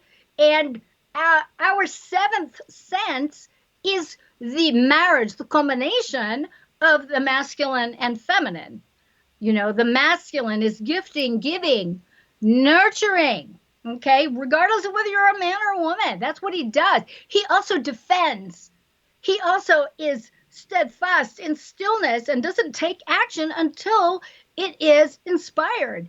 And the feminine is magnetic. She's all about care. She's all about the nonviolent principle. And it blows my mind when I get in these women entrepreneurial goddess things. The goddess is always in fucking Victoria's Secret. I swear to God. And it just makes me insane. It really, really makes me insane. Or they're just like these man-hating ragers that want to take every man, grown child, infant, and just cart them out and drop them off on the moon. Okay? And I gotta roll my eyes. It's like, wow, okay. Well, I'm not gonna get anywhere. In fact, this is a form of one of my jokes. Actually, you know why feminists are so angry? Why? Because of a buildup of lactic acid. Oh. That's so naughty. My God. And yet it's true. I mean, I guarantee you the angriest women out there and the ones that are the most hateful of men are the ones that don't have the men that love them and love their bodies as well as their mind and that kind of thing. It's that resentment that builds up, which I've, of course, flippantly named lactic acid because they simply lactic. Now, Oh my God.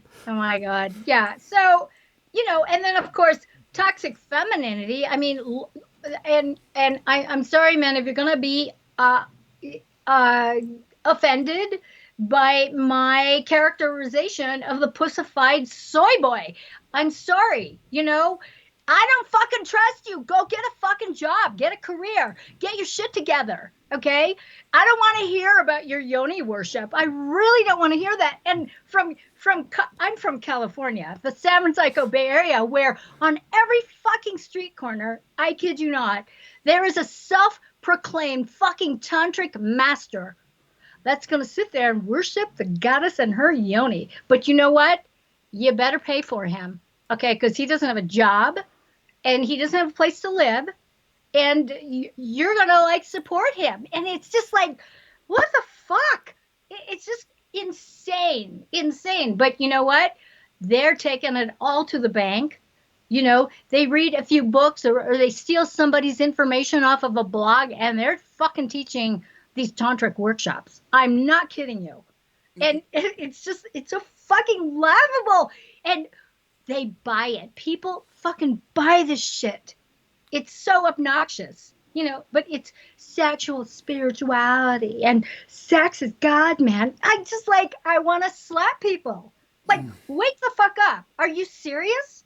There's your toxic masculinity there. Do not let his penis inside your yoni. Don't do it because you will suffer for it, because that is not a directed, embodied, conscious masculine right there. He is going to rob your life force and rob everything out of your house as well. Yeah. You know. So anyways, that's my fucking rant of pop tantra. You know, why what do you call a drummer that just broke up with his girlfriend? What? Homeless.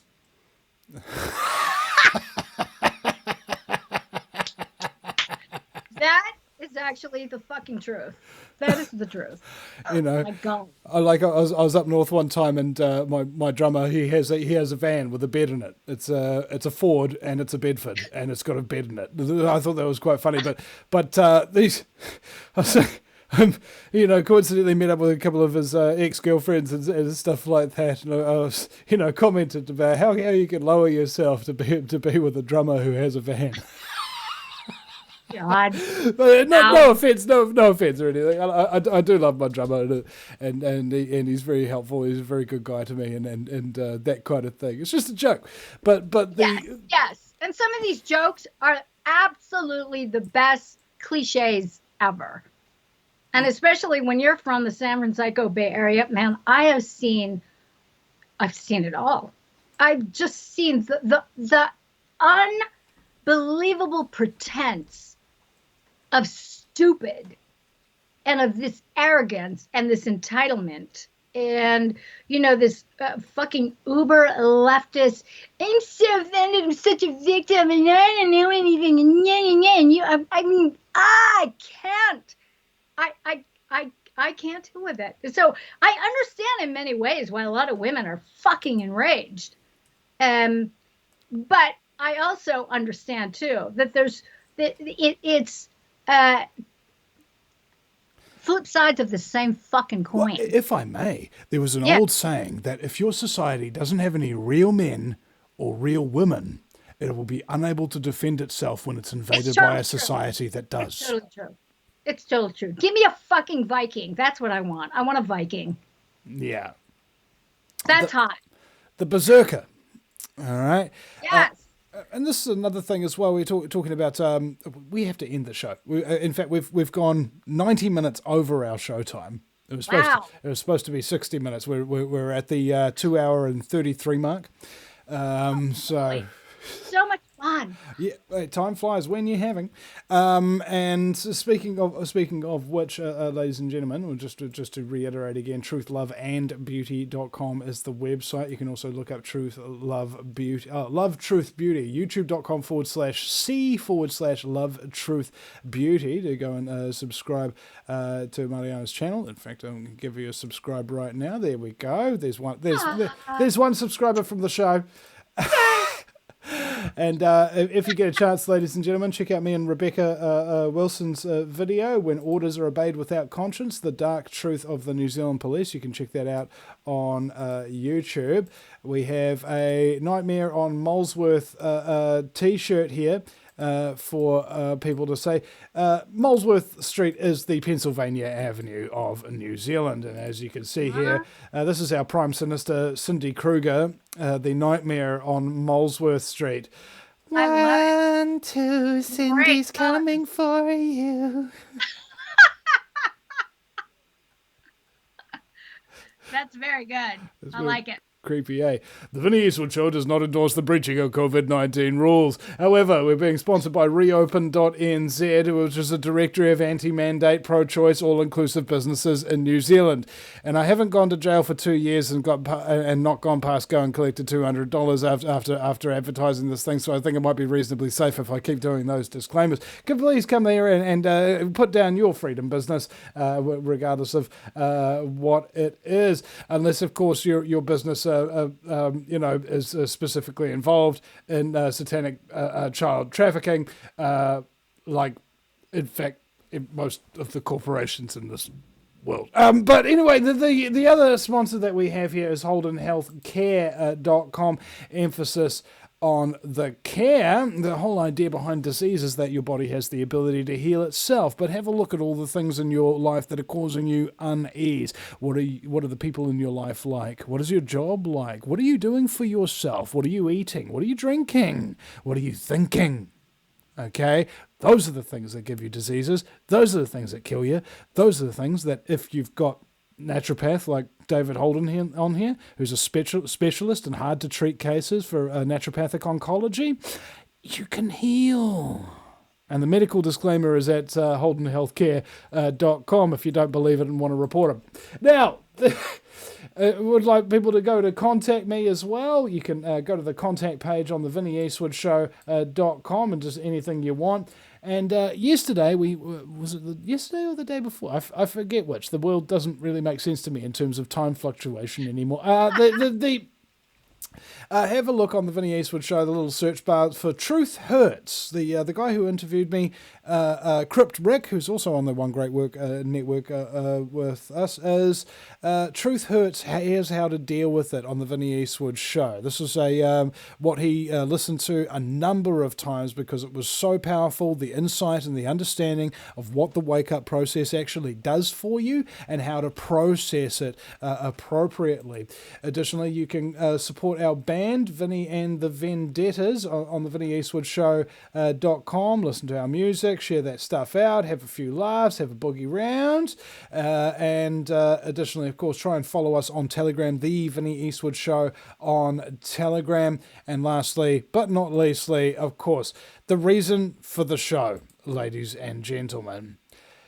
You're one person, and you listen to the show. You may have listened to it many times. You may have never listened to it before. But during the show, you decide you're going to turn off the show and start doing something on your own that makes the world a better place. That is the reason to do the show. Everything else is just secondary, okay? The primary secondary reason for the show, of course, is please give me money. Go to the VinnyEastwoodShow.com/donate.html and set up an automatic payment. Been doing this 15 years. I get people on without fear or favour. Rebecca told me, I love Marja. Where's you need to get her on the show, Vinny. I'm like, do you want to watch a video of her? I was like, no. It takes a shorter period of time to send somebody an email, get them to agree to come on the show, and then interview them for 2.5 hours than it does actually to watch their content. And it's about time, investment versus productivity. You learn more from somebody by talking to them in the ancient ways that we used to pass down knowledge through stories and conversation with our wise and mystical elders. All right, and that's the way we want to do it on this show. In addition to having enough to survive. So, ladies and gentlemen, if you do appreciate that, you want the show to continue, deplatforming has been a very, very tough thing. You want to send us some crypto? I've got facilities for that. You'll have to email me so I can put you in touch with my Australian Swiss banker. It's a joke title. He's not actually Swiss. He's Australian. But he's like, yeah, I always wanted to be Vinny Eastwood, Swiss banker. So I was just like, all right, bro, the gig's yours. And you can also check out his show at rebelliongaia.com as a little walk around sort of role-playing video game that we made. I did 36 voices, including the 8 creatures that you see in the game, and all of the bad guys. I wrote their dialogue and did their voices, you know. These upstart kingdoms will rue the day they threaten our peace and prosperity. And then all the troops go, peace, prosperity, kill them all. Nice. Oh, man. Seen too many movies, seen too many villains, and identified with them too much. So, can I become the villain? Absolutely, we all can, ladies and gentlemen. But that's why I prefer to do humour and engage in a little bit of creativity and fantasy. So that way, if you do evil things in an imaginary context, and it's actually pretty funny because it's done with a dark sense of humour, I don't think that causes any harm or loss. So it's all good. Marja, it's been... the word epic falls short. It's been not infatuating either. Maybe I shouldn't have said that. There's something. There's a word here that I'm looking for. It's like enlightenment. It's like gelling with a fellow cushion. It's like... I love it. Yeah, there you go. I love it. Enlightenment and gelling so with a much. fellow cushion. Thank you very much. And do you have any final words and things of that nature for the thing? You can go as long as you want. You have permission. I just adore you. Love you. Have been a fan for years. So, this was like really just so much fucking fun. And I feel good. I feel energized. I feel light. I feel inspired. And everybody go out and do the great work. Do it. And, help us repopulate the true quantum field, creation field universe. So the more of us that can exit that matrix, it's going to be, it's good. It's good. We're powerful outside of the matrix. So bear that in mind, kids. Thank you so much, Marja. All right. Thank you, sweetheart. And thank you very much, ladies, gentlemen, slaves of the global plantation.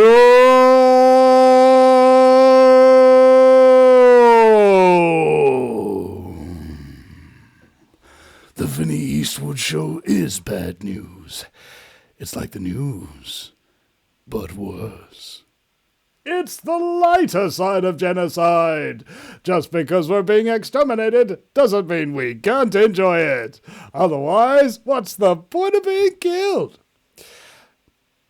The Vinny Eastwood Show, where the only thing worse than living in a high-tech global police state run by child-trafficking Satanists is Vinny's jokes. I mean, seriously, they're just awful.